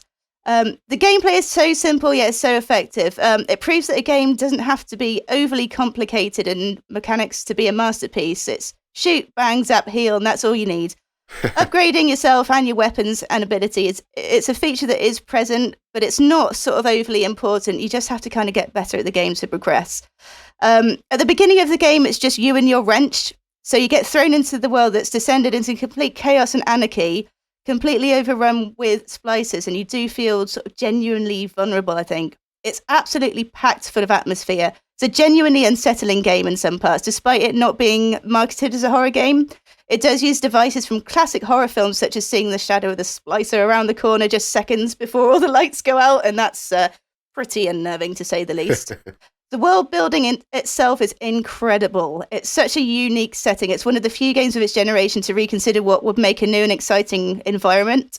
Not only is it set in a city underwater, but it has that real kind of Art Nouveau style, you know, all the sort of brasses and coppers of the 40s and 50s, nice square patterns set against that turquoisey background. And it's got a soundtrack that sort of matches in with that as well. And in the moments you do hear a abandoned radio come across, you know, it's playing How Much Is That Doggy in the Window, just playing along to itself. And you just know there's something around the corner. You haven't seen it yet, but it's just that horrible, grisly, that hot neck feeling where you know something's about to jump out at you. It has got multiple endings. One of the few bad endings that made me feel sort of genuine remorse for a decision I'd made. It was just a snap decision just to make my life slightly easier at the time, and I definitely questioned my own morals. And the story, like the environment, it's compelling, it's full of twists. Twists, turns, surprises. At one certain point, it'll make you look back at the entire game up until that particular point in a completely different light. It questions human nature, morality, free will, and I can't really think of any other game that's genuinely shocked me as much as that particular moment. It has to be in the top 10 plot twists, I think, of all time. Oodles, I saw your face when you got to that moment. It was like watching the 5 stages of grief. It's incredible. It's incredible. It really is. It is. It just thinking about it now, it's just goosebump central. And the levels sort of, on the face of it, they seem quite simple, just go from room to room, but actually they're really well thought out and they need to be played intelligently. You can't just kind of, going back to that feeling of vulnerability, you can't just go sort of bulldozing into it. Yeah, you can. Not with 20... I did. mean, you shouldn't. Yeah, and it didn't get you very far from No. I saw a few deaths. I teleported more than anyone in that game. Ever. But you do. You have to think out your route. You have to make a plan B and a plan C, and that still won't work. And again, it makes you just kind of question your own decisions, which is addressed. But in terms of like even the big daddies and stuff, they're not aggressive towards you until you're aggressive towards them. So just for atmospherics and the story and the visuals as well, for the time it came out, it still holds up now. And I know there's a remaster, but it didn't change much in terms of the visuals because it didn't need to. It's just completely for atmosphere. It's second to none, I think.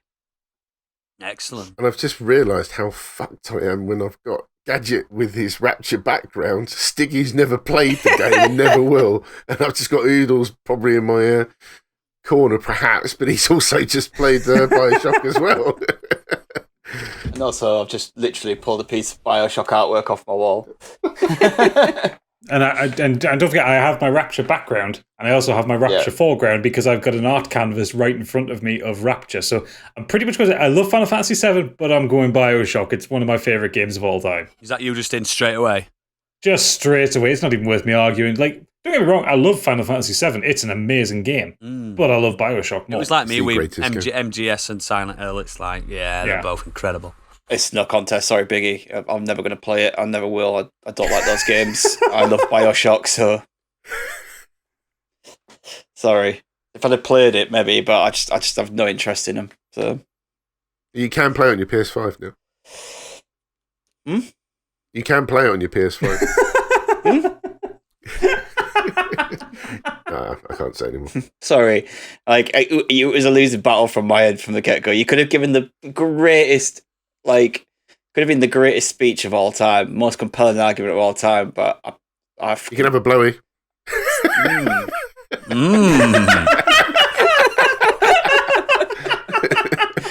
Anyway, no, it's sorry, Bioshock. It might take me a while to get there, by the way. It's not going to happen tonight. Bioshock was in my short list of like when we were going to do this, so like. Nah, that's fair dues.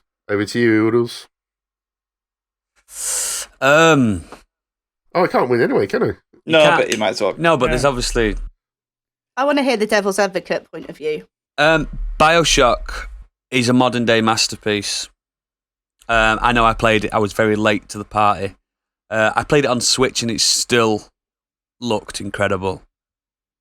It still ran incredible. I'm terrible at it, but I still managed to get what's considered the best ending, even though I finished it drunk. I don't think I'll forget Bioshock for a very long time in my life, ever. And it was nice to have someone like, I had Gadget and everyone else watching me in the background, like Gadget constantly reminding me that, I need to spare the little girls if I've got any morals whatsoever. Yeah. Because he knew I wasn't gonna. Yeah. And it's also how you get the good ending. You let one of those little girls die and you get the bad ending straight away. Yeah, and I'd have just harvested their organs if I had to. Do you know what I mean? To get more powerful. But no, I persevered. And I was underpowered because of that. But then it pays off the longer it pays dividends, yeah. Yeah, and it's that, for me, in gaming, that is a massive like stroke of rewriting the rule books. Like, there's not many first-person shooters, if you want to call it that I can say I truly love. Do you know what I mean? Because it's not my genre. It's like Stig with JRPGs. First-person games are not my genre whatsoever. Final Fantasy VII, I've gone on record to say I believe I overhyped that as a kid. In retrospect, I don't think it's as good as people say. And it's my least favourite PlayStation generation Final Fantasy. So does that mean you're going Bioshock? But it's got a Nobuo Uematsu soundtrack. I'm going Bioshock, sorry. Sorry, I don't feel good about that. That doesn't feel like a good win. Although in all fairness, I love Bioshock myself. I absolutely love Bioshock. So the draws are now going to be Bloodborne versus The Witcher 3, Silent Hill 2 versus GTA 3, Dragon Quest 11 versus Bioshock, and Skyrim versus Half-Life 2. So we'll start with the first drawing, which is Bloodborne, which is my game, versus The Witcher 3, which is Oodles' game. That's like telling me which child I want to kill. Well, we know, because you got cattle prodders. It's not a problem, is it? Both of them. No choice anymore. Well, right. Oodles, would you like to start off and lead us in with The Witcher 3? Witcher 3's the second best game ever made. ever. It is the absolute zenith of last generation console action role-playing adventure games. CD Projekt Red created this game. It took them forever, what felt like forever for me to make it, but they just, oh my god, the difference between Witcher 2 and Witcher 3 is astronomical. This game is just incredible. It's the game that makes mainline oodles not mainline a game. Do you know what I mean? That's a big thing. I have literally played this on every console that I can. I haven't been able to play it on PC because I don't have a powerful enough laptop. But I've played from start to finish. I've got every single ending that's ever existed. I've played all the incredible DLCs. I've played them multiple times. It's the tale of Geralt of Rivia, The Witcher. Everyone knows who The Witcher is. It's an absolute... It is massive now. It's a phenomenon. Obviously with the show and stuff like that and the books. What can I say? I'm trying to stick with a 3-minute rule as well, by the way. And I don't know. It's just incredible. It's the best one of probably the best open world action role playing game you can think of, in my opinion. People moan about the combat. It's absolutely fine. The combat's fine. Stop being ridiculous. You can play the game without. Not many, but apart from the bosses, you don't have to fight. Do you know what I mean? You can talk your way out of things. It's a role playing game that you don't get to decide your role. You are Geralt of Rivia, but you can make him your Geralt of Rivia. You can even shave his beard off if you want, if you're a weirdo. It's just it's so good. Just think about the moments that we've got. We've got Crookback Bog. We've got the Red Baron. We've got, I don't know. That's the same quest. It's not. It's two separate quests. We've got the first time you step foot on Skellige. We've got the first time you go to Toussaint. It's oh my god, it's so incredible. It's just so good that just the interactions with trolls, because trolls are actual sentient creatures, but they're not very smart. We've got the spells, the signs you've got. It's just so good. Come on, it's Witcher 3, best game. 3 minutes. Okay. So my rebuttal for Bloodborne. Bloodborne released the same year as The Witcher 3. In fact, about a month beforehand. Made by the venerable From Software, directed by the legendary Hidetaka Miyazaki. This is the ultimate refinement of the Dark Souls formula. It's an action RPG set in the fictional town of Yharnam, where werewolves have appeared, or rather beasts are among the players, and you're part of the hunt. You're advised quite early on to fear the old blood, but to make sure that you last through the night and hunt down every beast that you can find. Combat-wise, this game refines everything that Dark Souls and Demon Souls did before to a razor-sharp... That pun intended as well. Yeah, I was trying to make the pun, but it's kind of fallen at the back of my head. It refines it down to perfection. It is fast. You're encouraged. There are no shields. There is one shield in the game, and it don't takes use it. The piss out of you for it takes the piss out of you for wanting to use it. The game encourages you to be very, very aggressive. Like, you will take damage from enemies, but if you hit them fast enough afterwards, you'll get a lot of that health back. It encourages you to move. You move so much faster than you ever did in Dark Souls at any time. In fact, so much so that Dark Souls 3 took a lot of the movement tech from Bloodborne, because people like that fast, hyperactive movement. The art style is utterly gorgeous. You go through Central Yharnam, and it's like looking at Tim Burton's view of London. It's utterly gorgeous. It's dark, wrought iron, bloody, wet, horrible, disgusting in places. The boss fights are cathartic and incredible. Some of the boss fights aren't even ridiculous monsters. Like, one of my favourite boss fights is Father Gascoigne, who is another hunter. He is a hunter like you. And it is the most energetic, balletic fight in the game, or at least one of them. And then he turns into a ridiculous monster. He does turn into a ridiculous monster, yes, and then you get to knock the shit out of a ridiculous monster. The score for it is absolutely beautiful. And I'm thinking back to what Stig was saying when he was talking about Metal Gear Solid 3 about the fight with the boss at the end, because I've seen that on YouTube.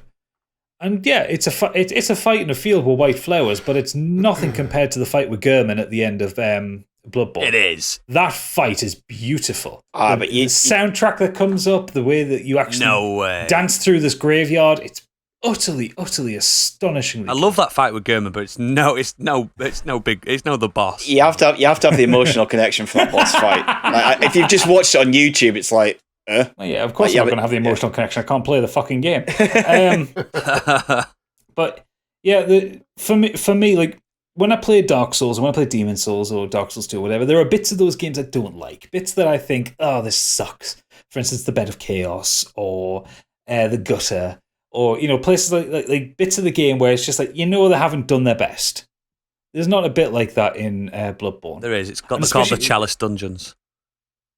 And they don't count towards the main story though. Like when I'm talking about just the main game here. Okay. Like even when you go into the DLC, like a lot of DLCs can be forgiven as like afterthoughts and that, but the DLC just takes it up to the next level. You got this huge ascending tower that you have to work your way up with fucking just puzzles on where the stairs lie. You have the Living Failures, which is a really actually very creepy boss fight. But then you get into Lady Maria. Oh, that fight is incredible. It's almost like an anime battle. It's just the visual spectacle of this fight, which you would think you would miss most of it given how fast it is and how much concentration is required to beat her. But no, it's just incredible, and it stays with you. And then you get the final battle with the Orphan of Kos, one of the most annoyingly difficult fights in any From Software game. But when you beat it, the scream that it makes when it dies, it's just like, yeah, I fucking killed this game. I fucking killed you. Yeah, From Software always gets me going. Like, there's not a single one of their games I dislike, but Bloodborne is the greatest that they've done, and probably my favorite game of all time. It hasn't got a cohesive story like The Witcher 3, though, has it? Does that matter? Not really. Just saying. Well, I'm going to make this easy for me. I haven't played Bloodborne apart from the first hour and struggled because I didn't understand what I was doing wrong. Now I do because I played Dark Souls, and I will play Bloodborne one day. Oh, you love it. But I have played Witcher 3, and I love that game. And it's what made me stop playing Fallout 4 when I realised just how bad Fallout 4 is compared to... That's when you see what they should have done. I loved Fallout 3. It's one of my favourite. It's one of my all-time games. I have to say, I played that game to death. And I loved Fallout 3, and I was so excited for Fallout 4. And Fallout 4 came out, and it was so similar to how Fallout 3 kind of looked and felt, but it wasn't enough for me. And then I played The Witcher, and I was like, oh my God, this is what you can do? This is what you can do with a game like Fallout 3? And just, I was blown away. So, easy for me, Witcher 3. Yeah, I'm going to go with Witcher as well. For me, it's controversially, I don't like the art style of Bloodborne. I don't either. I find it a bit dreary and it's just a bit ick. And I didn't really like the accessibility as well. I know not all games have to be easy or have to cater to different skill levels, but I would have liked the choice, especially having not played any previous Souls games or anything. So I'm going with Witcher 3. I mean, it doesn't really matter now, does it? Yeah. But you got a game that I didn't really like against a game I've never played. So Which one haven't you played? Witcher 3. You'll love it. Okay, so we'll count that as a vote for Bloodborne by default. Well, I probably would have gone with Witcher. I think I would enjoy. I know I would enjoy Witcher 3 more. I do. If I eventually play it, and I know the PS5 has got some upgrades coming. So I'm thinking about playing it on that when I can. I'd love to see you play that, man. I know that I just know the story, those fantasy style stories, the type of game. I just enjoy that a lot more.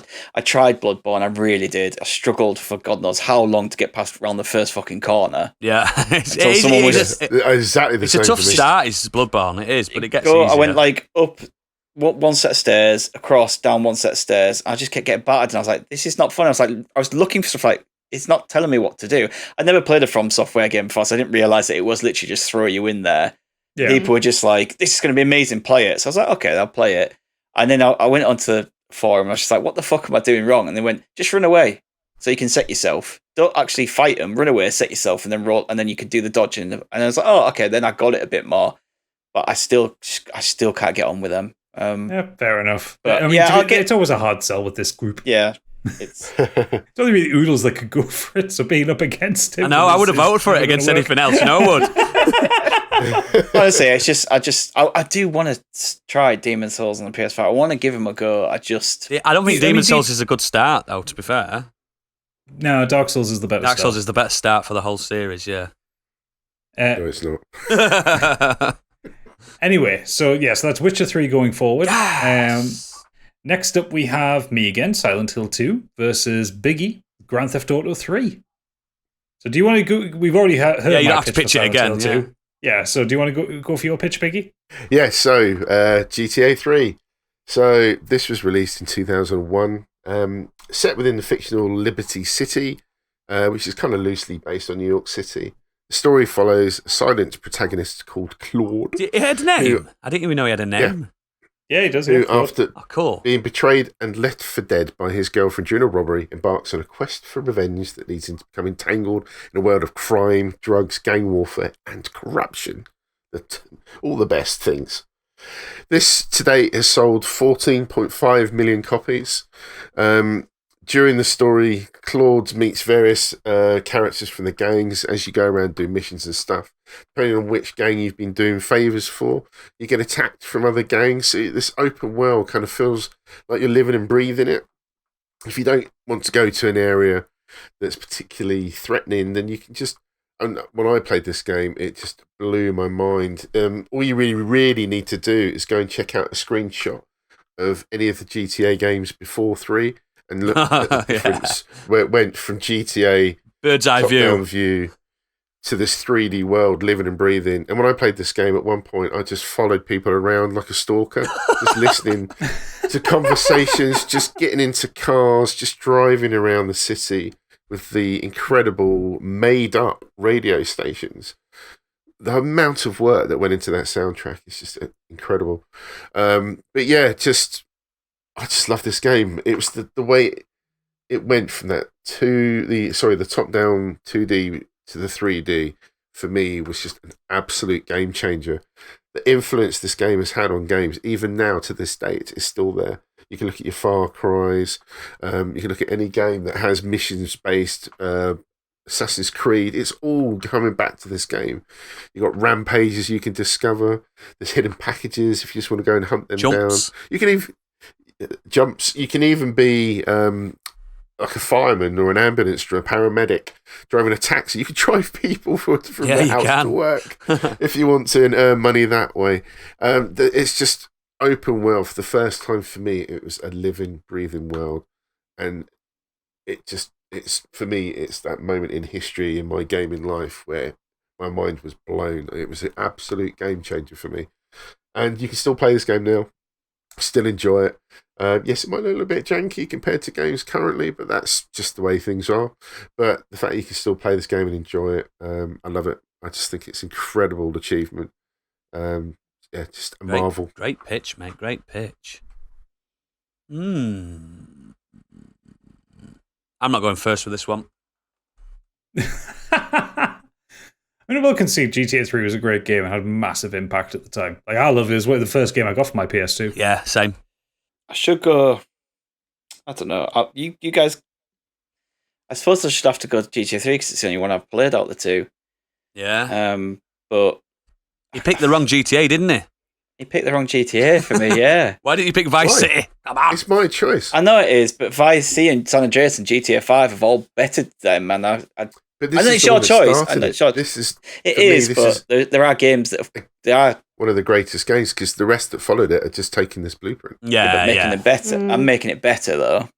Yeah, I mean, I would have said San Andreas was the definitive one of the PS2. It's got everything, hasn't it? Yeah. Everyone's got a favourite. Everyone's got a 5, favourite. 4, San Andreas, Vice City. I love Vice City. 4. Well. I don't think 4 is For me, anyone's it's favourite, the is game it? changer. I Some like people 4. do like that. I don't like the driving physics in 4. Yeah. 4 bored me, the storyline. Bored me as well, mate. Cousin, come play bowling with me. Fuck off. Yeah. I know that I would love Silent Hill 2, but I've not played it. I feel like I can't In good faith. say like, oh, I can't vote for a game based on what I know I would potentially like of a game that I did play and I did actually really love. My argument would have been, if it would have been drawn against me, Biggie, would have been that like there are better versions of this game, but Yeah. yeah, I know what you're saying, but It's from my opinion. Oh, what I yeah, think of is course, that's- the change from 2 I to get 3 it. was just I something get it, else. but yeah, like, sorry, Gadget. I know I would That's love fine. Silent Hill 2, but I've not played it. I can't. Just promise me at some point you'll even just emulate it, because it is very much worth your Don't time. play the to HD remasters. Oh, good no, God, no. Okay. They get rid of the fog. They get rid of all the good stuff about it. The mystery. Get rid of the voice actors. I was going to say they recast the voice actors in it as well for some stupid reason. Yeah. It gets all Troy Baker up in there. Oh, of course it does. Sorry, Troy. Friend of the show. Fan of the show. We'll hear about that later. Yeah, I mean, I understand that GTA really did set the bar, but I'm gonna have to go with Silent Hill just for the atmosphere. Oh, so shit, Yeah, it's so Silent it's Hill down for up me. to me. Should Yeah, have it gone is. first. Silent Hill 2, as I stated, it got psychological horror right the first time. I don't think Silent Hill 1 lives up to its pedigree. Silent Hill 2, No, Silent Hill 2 Silent is Hill- the pedigree. Yeah, Silent Hill 1 hasn't aged very well. No. And it did a lot of things right, but it was also a reasonably conventional story. Like when you get into the kind of the back half of it, it's just like, oh, it's cultists. Yeah. Silent Hill 2 just did it did things to me on such a level, an unnerving level. Like it gave me gaming OCD that I've never had before. Like I checked every door from Yeah. anti-clockwise. I always did it anti-clockwise for whatever reason. I don't know why. And I I checked. think everyone Lucky did. I left. did the same. Yeah, you just check every door, and you take every floor at a time, and it does I love a good map in a game. I love a good map. Oh, it's a good map as well. It's a isn't good it? map, and even the remakes of Resident Evil have taken that type of map and spinned it into their own way. GTA 3 though, I remember seeing it on official PlayStation magazine. I was like, this game don't exist. I can't exist.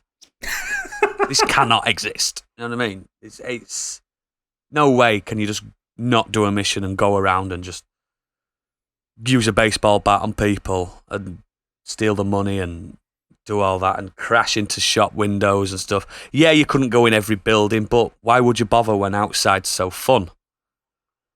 I used to try and see how long I could stay alive for by finding Yeah, the highest and point. that dodo airplane.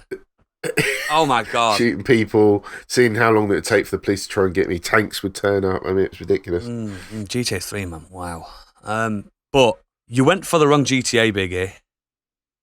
In my opinion, Vice City really just changed everything for me. It made me fall in love with that series, with music, the characters, Ray Liotta. I'm gonna have to go with Silent Hill 2. Sorry, mate. Right. Excellent. It meant more to me. It did more things for me. Same platform, I know that. I get that. But yeah, Silent Hill 2, man. I'd play that tomorrow or tonight, but I wouldn't play GTA 3 ever again, I don't think. That's the difference. Sorry, mate. If you'd said Vice City, mate, it'd have won. It would have won for me if you said Vice City.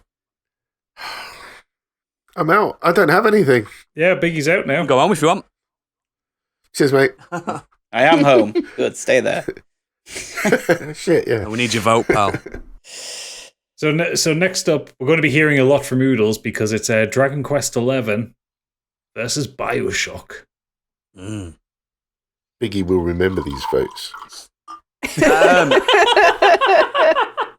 Now I know Dragon Quest XI is not for everyone. It is a Japanese role-playing game, and it is the most Japanese role-playing game you could ever play. It is quite Japanese. Yes, it is. This is the only game that I've completed and played that many times. I don't want to divulge exactly how many times because it's disgusting. It's a 100+ hour JRPG. Like, it doesn't break the mold. That's the weird thing. It perfects the recipe, if you get me. It doesn't do anything new for the genre at all. And those that have played it and completed it know exactly what I mean. It perfects it. It's like everyone loves a Sunday roast, but you always remember that really good Sunday roast you've had. and you may never have that one again. Or, I don't know, some kind of cooking.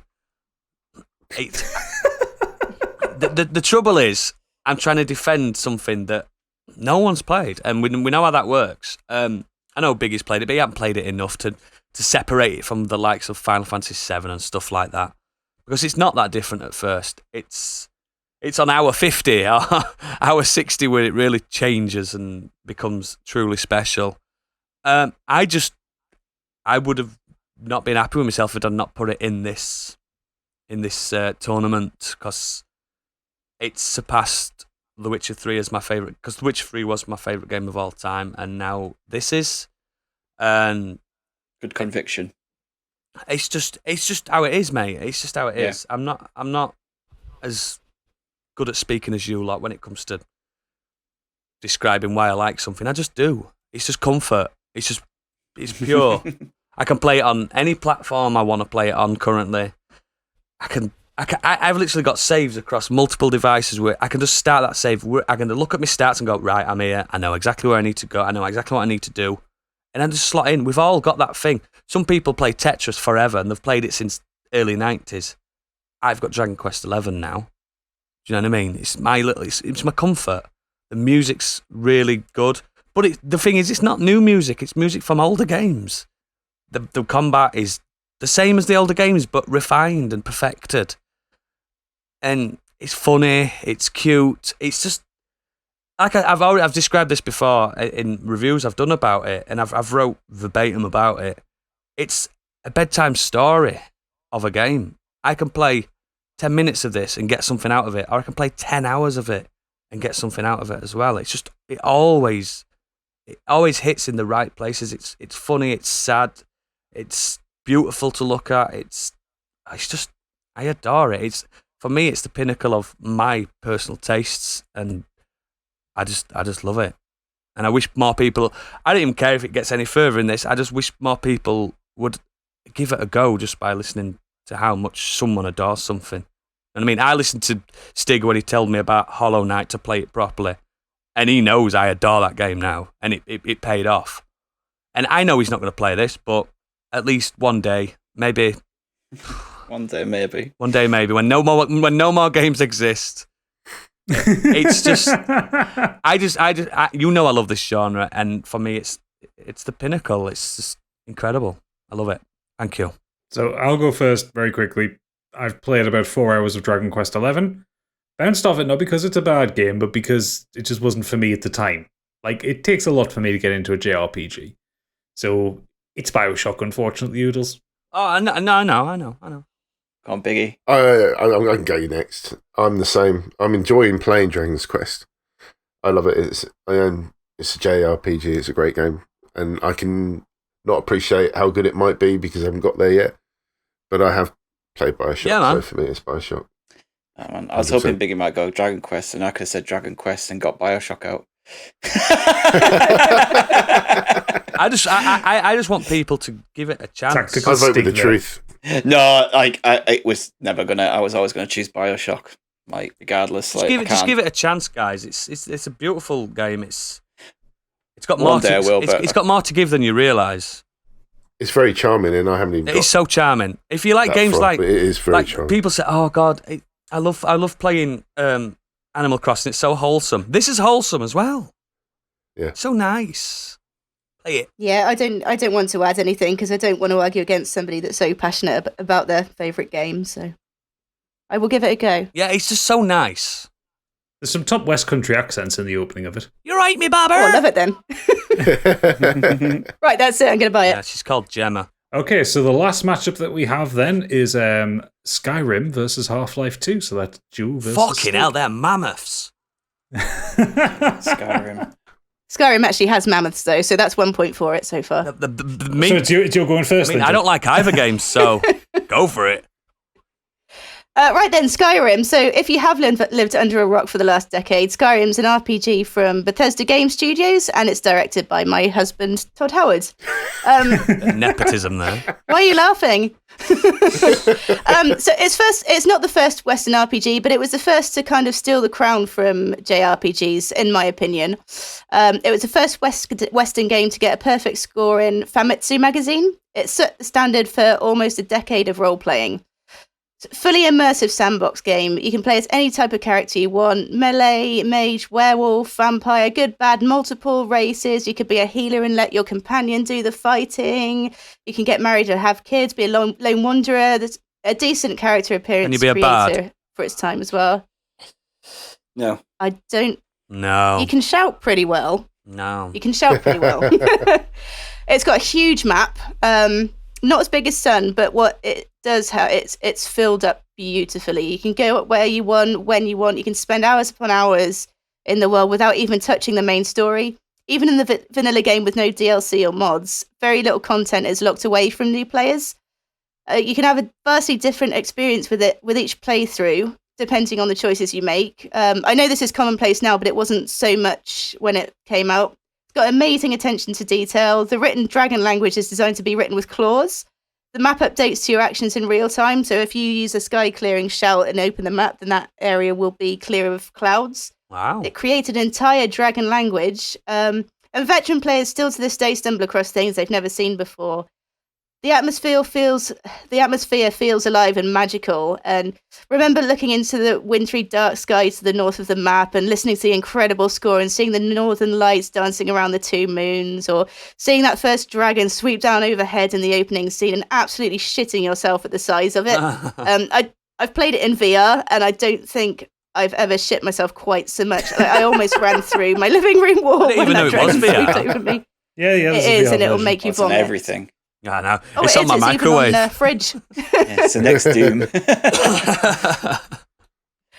graphics for its time were pretty beautiful. I know some of the characters are a little bit blocky, but the scenery itself, I remember walking to the first village of Riverwoods and seeing just the lush vegetation in the river and foxes and wildlife running around. The soundtrack from Zero Soul is perfect. It's relaxing when you're just wandering around the map with no other agenda than just exploration. It's tense when it needs to be, and listening to the soundtrack just makes me want to fire up the game and play it right now. I can't think of a more rousing opening theme. Like starting up the game and hearing the Snake Dragonborn Eater. theme. No, you're wrong there. It's the sort of Nordic chanting. It really makes me feel like I could actually take on a dragon or lead an army into battle. You can hear the clashing of swords within the music. You can hear the dragons roar in the voices, and I'm just getting goosebumps thinking about it. And it holds up by today's standards. The fact that there's a huge community still playing the game, or even picking it up for the first time 10 years later, is a testament to this.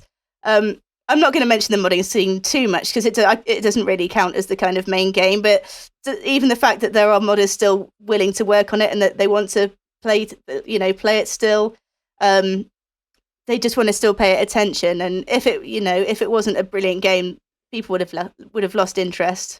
And it's just the best game ever. It really is. Great pitch.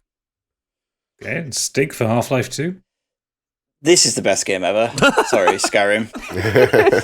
Developed by Valve, it's 2004 sequel to 1998's Half-Life. This game, they made a whole engine for this game. Wow. They spent 5 years and $40 million creating an engine to make this game. Like, that's how big this game is. Gabe Newell set his team a goal of redefining the first-person shooter genre, focusing on advanced physics systems and non-playable characters, and they did that. The physics in this game are insane. So this is set 20 years after the events of Black Mesa. You are Gordon Freeman again. It's your classical hero's journey, model set pieces, story developments, and action escalations that are carefully structured, and the trials of learning and trial. There's a lot of trial and error in a lot of this. And you play as, from Gordon Freeman, you start out of this bit, you're quite isolated to start with, and you work yourself up to basically be Crossbar Jesus. You become the messiah of the city. Everyone loves Gordon Freeman, everyone wants to support him to take down the Combine. And it just doesn't this in a number of ways. It's either through its storytelling, its openness in its approach to its combat, its atmosphere, the realistic physics, the amazing transitions between levels. So you aren't ferried through loading screens. You Half-Life 2 feels like a long single adventure rather than a series of events where you're transported from one location to another. So rather than it being like, oh, we've done this section and we fly off in a helicopter and then we go back to this, like a lot of these games, and then, oh, here's the mission and we go off there. You're constantly moving throughout this world. Every area you move to is seamlessly woven together as part of your journey. Most games didn't do that back then. Most games don't do that now. It did things that people don't even do now, even though they could easily do that now with the technology and the fast loading of that we've got. There's no big opening cutscene or anything, which I like. There's no scenario setting up the world. You wake up on a train, you're thrown into like this oppressive and bullying like railway station. You're whisked away quickly to try and to join the team. And Valve kind of trusted the player to not be spoon fed from the get go. You are thrown into this world as Gordon Freeman, as confused as he is as a character, even though he's a silent protagonist. From there, there's so many fantastic moments. The settings from obviously there's a frantic kind of gunfight chase through the city. You through the Raven home, which is amazing, like bleak and lonely and nightmarish. Then you all these other sections like the highway in the 17, and then running from the antlions through the sand before you actually you get to control them, and you work out how to take control of these creatures and use them to your benefits. But mainly the game developers it's all about empowerment of the character. So most of it, most of the games with empowerment, it's like, oh, you're a big badass guy with a big gun and big explosions. And Half-Life 2 doesn't do that. It understands the real effective narrative empowerment in a long-term journey. Like imperiously delivers every beat that matters. It's not just about not who's got the biggest gun and who can, make the biggest explosions. The progression is his experiences and stuff like that. Like he's exactly. getting picking more stuff up as he's going along. Yeah, so the game gives you all these abilities to change your immediate environment, through creative and expressive ways. Like there's 10 different weapons. Each has their own abilities, advantages, and nuances. In different situations, you're kind of taught to use different weapons to get through different. And that's what I meant about trial and error. Sometimes you'll try a gun, this is not working in this situation, so I'll do this, and it works, and you kind of you can figure that out. And then obviously there's the gravity gun. The gravity gun is not matched to this day in terms of its creativity or uses, in my opinion. It gives you an agency, an ownership of how you do things.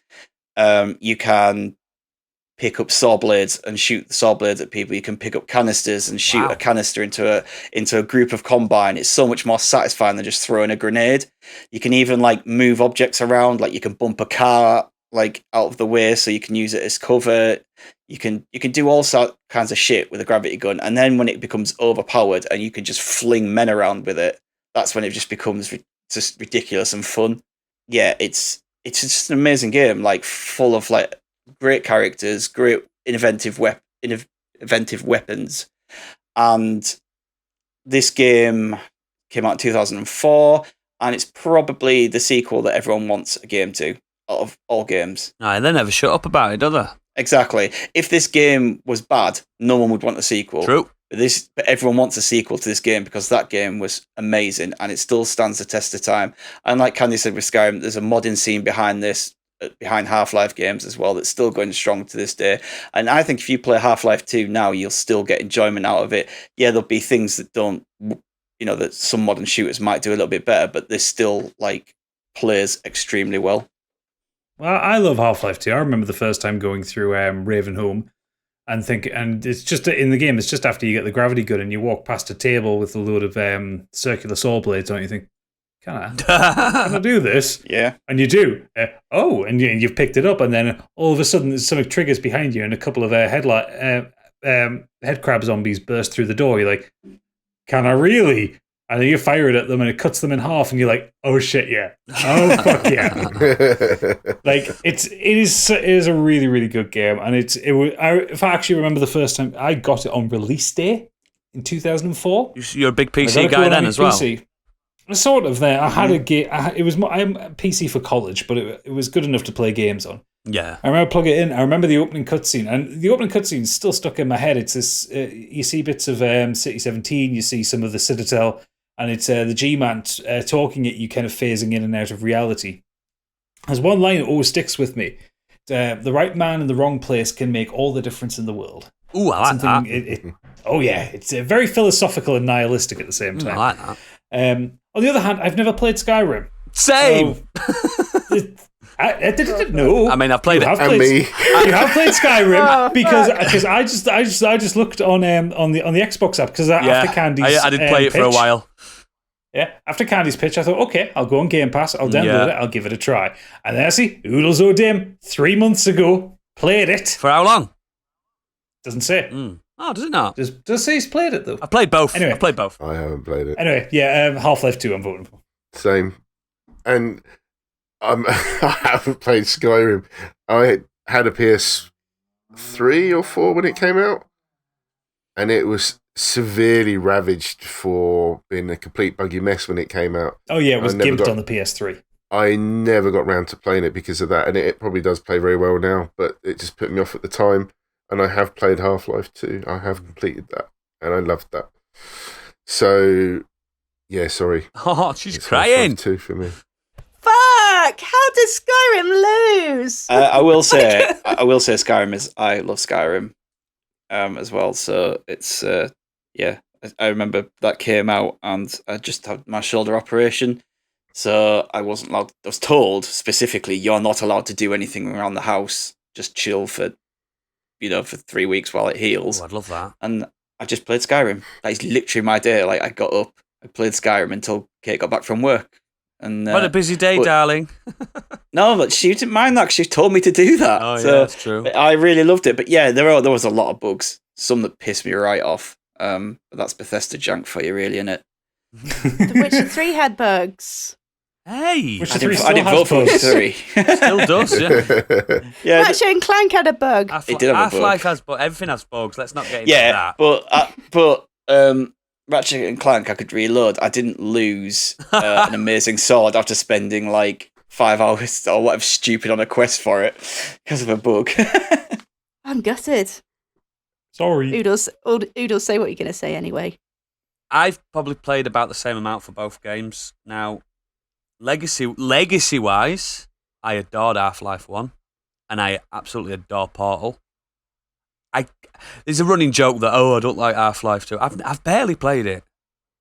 I've played an hour. I've not got to this Ravenswood or whatever you're talking What did about. you say last week when we picked the game? She said, the game's barren as fuck. You've played an hour. I know. You've played the worst bit of the game. You've played City 17 wandering around without a gun. Yeah, okay. That's what I'm saying. That's what I'm saying. And I played it on a PC, and you know what I'm like with mouse and keyboard, like a monkey with a stick. And Skyrim, You are a monkey with a stick. Skyrim, always more than Half-Life 2, in my opinion. From people saying it's the best game ever made. I recently played it. What was it? 3 months ago? Did you say? Yep, 3 months ago. I recorded my findings on our Discord. Those recordings weren't long. I remember escaping a dragon attack, creating a Catman, finding a bow. Really enjoying bows. I did really enjoy being an archer. And then I thought, you know what? I'm going to get a sword. Did not like that. And I've got to go with what I think I'd like. I know it doesn't make any difference, but I've got to go with what I think I'd play if I had to pick one over the other tomorrow. If I had to pick it up and play it, I'd probably play Half-Life 2. You should play Half-Life. If you've only played an hour of it, I think you need to play that game. Because I did it with Titanfall 2, I did it with Bioshock. I might like it now. And Skyrim, I give it a good run, man, and it's just... I mean, if you play the orange box version, you can play it with the controller. Yeah, that's what I'd probably do. Yeah, if I Great package that. gun to my head, I would rather play Half-Life 2 than Skyrim tomorrow. So all of our pitches have been made. We now have to just do the last 3 rounds. Candy's heartbroken. I can't look at it. I am. I can't. Yeah, I am. She'd be all right. She's all right in the next round. Yeah. I'm smiling through the pain. Yeah, at least my other game. Oh no, I haven't got any. Oh, Okay, so for the first semi-final, we have The Witcher 3 versus Silent Hill 2.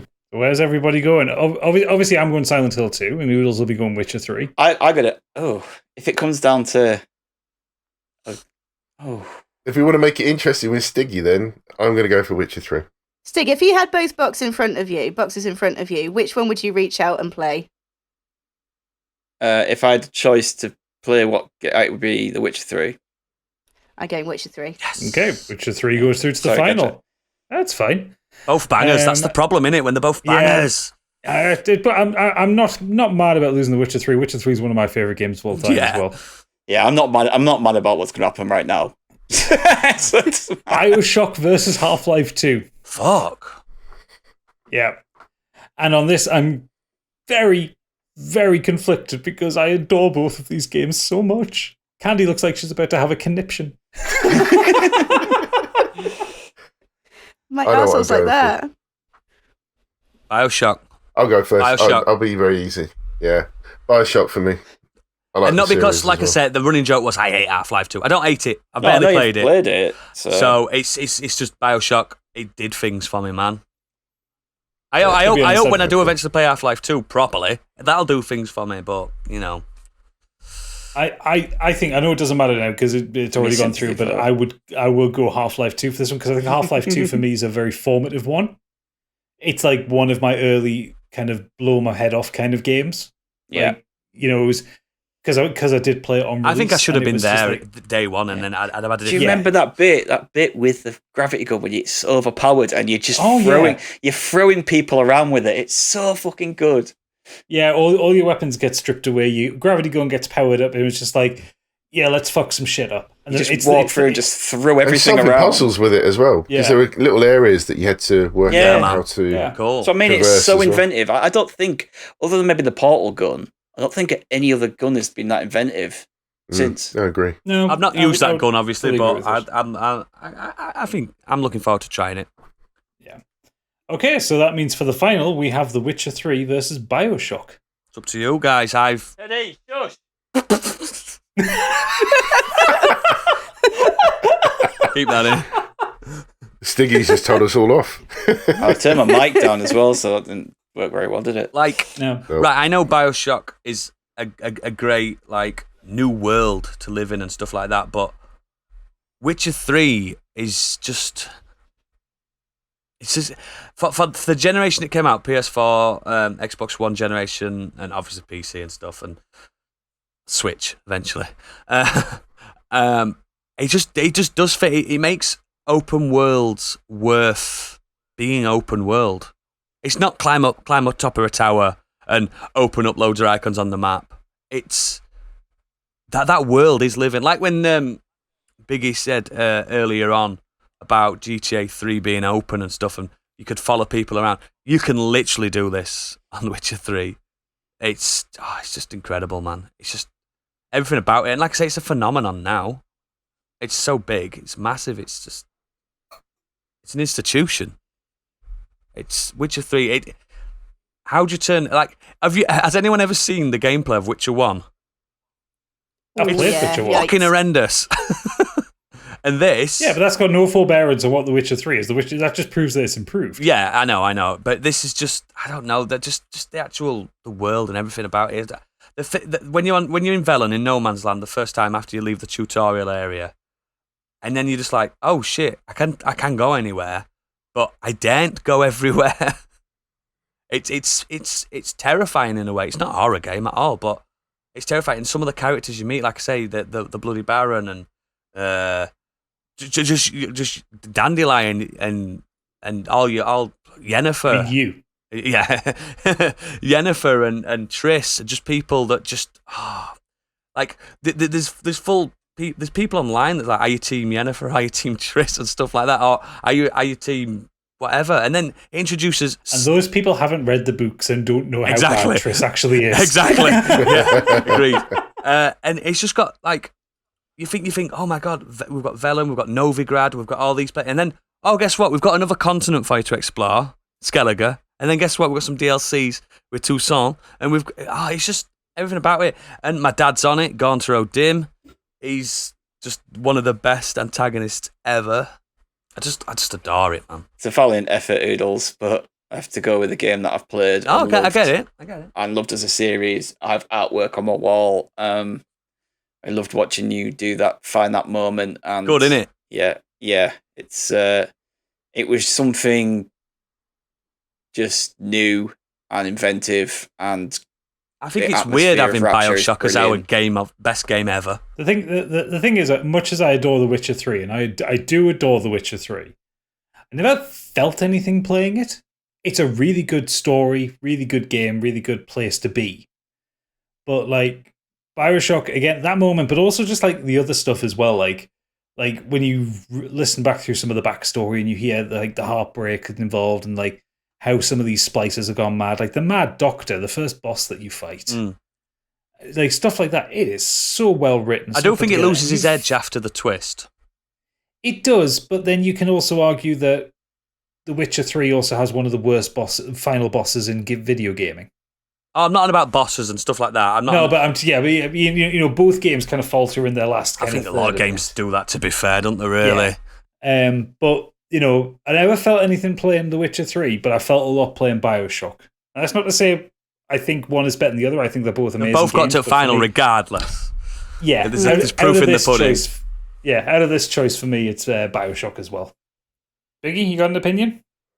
I do. It's a weird one for me because I love The Witcher 3, but it's one of the games that I actually drops in and out of quite a bit. It's because it's so big. But like actually having gaps of months of not playing it and then going back. But every time I went back, I fell in love with it every single time. It was that good a game. It's that clever. But I just played Bioshock from beginning to end, and as long as I could over a period of time playing that game. I did it in four playthroughs in total, maybe. Yeah, just something about that world, the atmosphere, listening to the recordings, the sound. The sound is so incredible in that game. The clunk as you play the recording and just opening things, unlocking things. Yeah, just the Big Daddies used to shit me up big time when I saw one around the corner until you got good enough to take him on properly. But I think that atmosphere underwater was just something else. So yeah, Bioshock for me, I'm afraid. And I love Witcher 3. Oh yeah. I think. Honestly, well done by the way, Candy. You've won. Thank you. I think I like that Bioshock is now our official best game of all time. I think it's a bit odd because I don't think it's in anyone's best games of all time, like official lists. But I'm on about official. I'm on about official publications and stuff like that. But it's always there, isn't it? It's always in a top 10. It's excellent. Yeah, it is excellent. It is excellent. It's also, I think it's uncontroversially excellent, which is why I don't think it gets to the top a lot of times. Yeah. Everyone who's finished it agrees that it's like, fuck, that's a good game. Yeah, like... and also, we discussed this when you came across the twist. It's one that's respected so much that people will say, shut up, don't spoil Yeah, when the did the twist, game come out? Because I did not know about that. 2007. So I lasted that long without knowing that. That's crazy, You isn't lasted it? 14 years without seeing that twist. 2007. Yeah. Like, I can't believe That's that. crazy, isn't it? That's unreal. Now, I have seen people spoil the end of Witcher 3 on Twitter, and it's barely been out as long. So, yeah, there is a respect there. I do like that. So Bioshock's on a 96 out of 100 on Metacritic, so it's up there. Like 96 is massive. Half-Life 2 is on 96. Other games from here. It really are. Grand Theft Auto 3 is on 97. Ooh. Best game ever. Officially. Grand Theft Auto 4 is higher. 5 is higher. Yes, actually the highest game from all of ours chosen. Grand Theft Auto 3. There we go. And we kicked it out because we were all frightened of it. But congratulations, Bioshock. You are the official Modern Escapism, best game of all time. And Candy, you nominated it with aplomb. Honestly, brilliant. But what I want to hear is what our listeners think of their best games of all time. If we've got time, because we have been going on forever. I'm red up. I mean, we've got time, but we'll hammer through this because we've still got the Patreon to do as well. I'm going on with that. Alex79 UK says, my all-time favourite is Red Dead Redemption 2, followed by Dark Souls and The Witcher 3. For reasons far too lengthy to go into here, but I played at exactly the right time for it to be a world I needed to escape into and be totally immersed. I loved it so much. There is a review from Alex on our Twitter. He posted the screenshots of his Red Redemption thing. And I'm just going to read out his conclusion from that. I'm not going to read out the whole thing because it's a bit too wordy, and we have been going for a god awful amount of time here. But his conclusion on that review is really good. So he said, I didn't just enjoy this game, I absolutely adored it. Sometimes something comes along and you can't imagine how anything will ever top it. One day I'll look back on the games I've played over the years, and if there has been anything between then and now which has made me feel so passionately about a game, I'll be very surprised. I wouldn't change a thing about Red Dead Redemption 2. For me, personally, it was just about as perfect as a game can get. Wow. It's incredible. I'm actually a bit scared of it. Red Dead Redemption 2 is incredible. It's just so big. I dropped off at like chapter 3 for no reason whatsoever. Just I started playing other games, and when I got back into it, I was just like, I loved just getting it, and I platinumed it in 2 weeks. Yeah. Might try and find a cheap Xbox code for it. I'll get you one, mate. John Cheatham has said, Dishonored 2. Hard to pick between this and the original, but the sun-baked setting, endless permutation of powers and gadgets, great characters, and god-tier level design makes this the greatest of all time. Arcane at the height of their powers. I mean, I'll agree Dishonored 2 is a really fucking good game. I dropped off that harder than I've done fucking... I need to play Dishonored, both, and they're both on Game Pass, and I need to get them on. Rob Shack has come in saying, for me it has to be The Witcher 3 Wild Hunt. It's just the complete package of brilliant characters, great story and quest writing, a deep, engaging, beautiful world, and stuff to the gills with content to keep you going for a very long time. And our second best game of all time. Yeah. Pete Beckett has gone further back than everyone else. Super Mario World. It's one of my favourite 2D platformers, with Donkey Kong Country coming a close second. But it's the game I always manage to boot up and play at least once or twice a year. Still excellent all these years later. So Leroy Francisco has come in saying, such a hard question. Do I pick a game from when I was a kid like Super Mario World, or a modern game like Red Dead 2? Games are generally better these days, but I have so many happy memories of getting lost in more simple games. The experience enhanced my childlike imagination. Anyway, Breath of the Wild. This game fired up my imagination the way I hadn't experienced in a long time. I mean, none of us brought up any Nintendo games. No. And Breath of the Wild is fucking good. I think Final Fantasy VII could have been. Yeah, and both games I nominated are on Nintendo platforms. They're on Nintendo, but they're not Nintendo games. No. I didn't want to put any old games in because I don't think people take them as seriously anymore. Oh, some amazing old ones. What's wrong with you? It's just hard to compare them, isn't it? I think with something that's more and it's got the best 16-bit pixel graphics you could ever see, and the story you have to read it yourself. Miri has come in saying The Last of Us Part 2. Obsessed doesn't even cover it. Wow. New one. I need to play that. It's very rare that you get someone saying that of a game that's very recent. Very recent. Yeah, it's only a year old, isn't it? Mm-hmm. Ray has said, hi, Modern Escapism.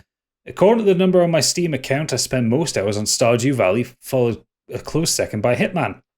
Neither are big productions, but both have simple but effective gameplay mechanics, bring tons of fun and replayability. I often download, finish, and delete games. Some games I would not likely to touch anymore, and others would be downloaded again when the time is right. These two, however, never really leave my hard drive and keep stacking it up hours. Games like those usually won't be the first in a favourite game discussion, but I really appreciate the good time I had and I'm still having with them. Yeah, see, I don't necessarily equate more hours played to my favourite games. No. I don't really replay. I don't even replay my favourite games that much. Like them two, I do. I've played Half-Life 2 a few times. And you get them comfort games, don't you? Like I said. But a lot of other times, I I don't really replay games. I just because I want to play the new stuff and other stuff as well. So I think it depends on the game. Like Stardew Valley is kind of an endless game. It's like playing Animal Crossing, and Hitman's one of those games that it's designed to be repeatedly played. It can be quite arcade. It's almost like a speed.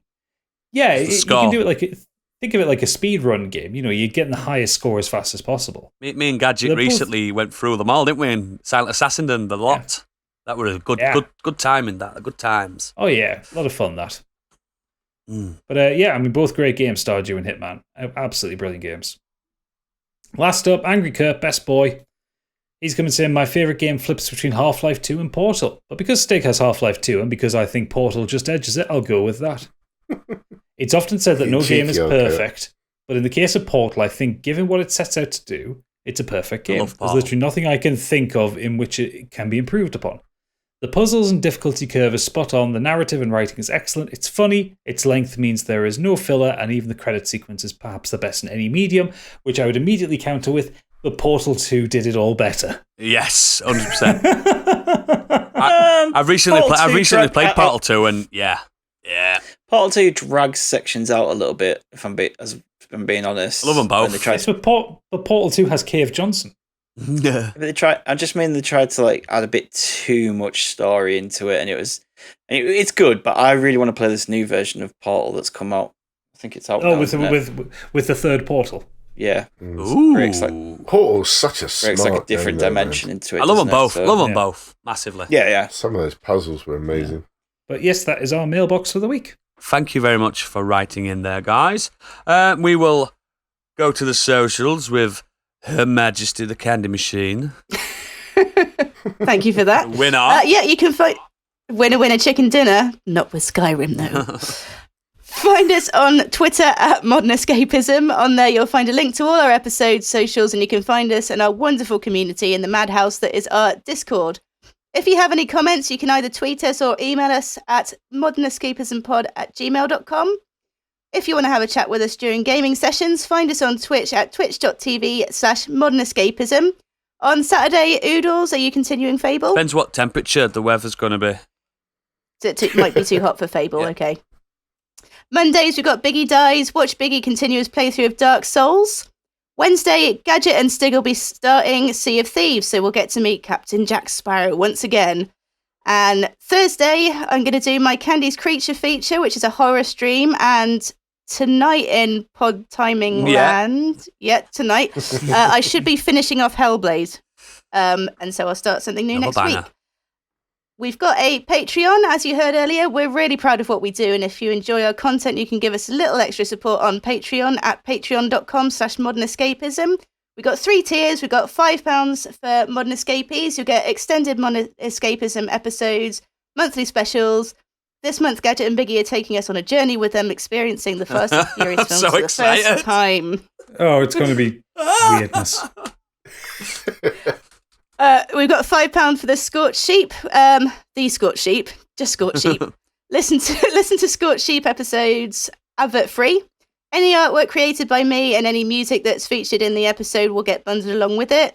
And you'll also get a bonus roundup episode every time we level. We'll have a chat about the story so far, and you'll get to hear us updating our characters in real time. Or for £7.50, you'll get the Biggie bundle, which gets you both, and it will make Biggie very happy. And who wouldn't want that? Just imagine his little beaming face. I can see it now, look. You, because you knocked him out. Brutal. The guilt is well still said, strong. Stiggy.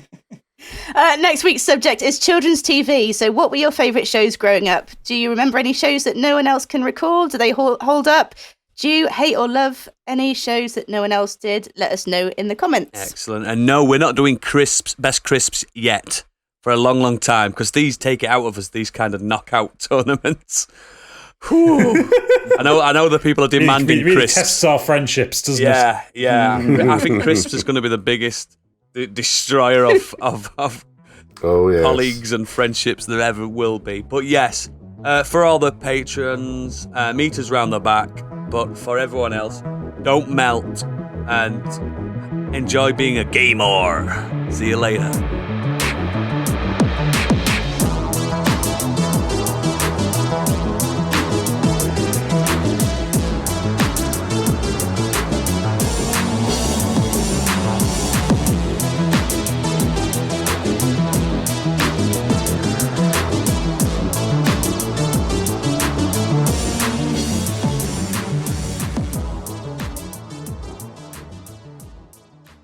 Candy, are you hugging a show for men aerosol? I am, but it feels so nice. I'm just glad it's that and not a dildo. No, they're not as cool. Oh, God.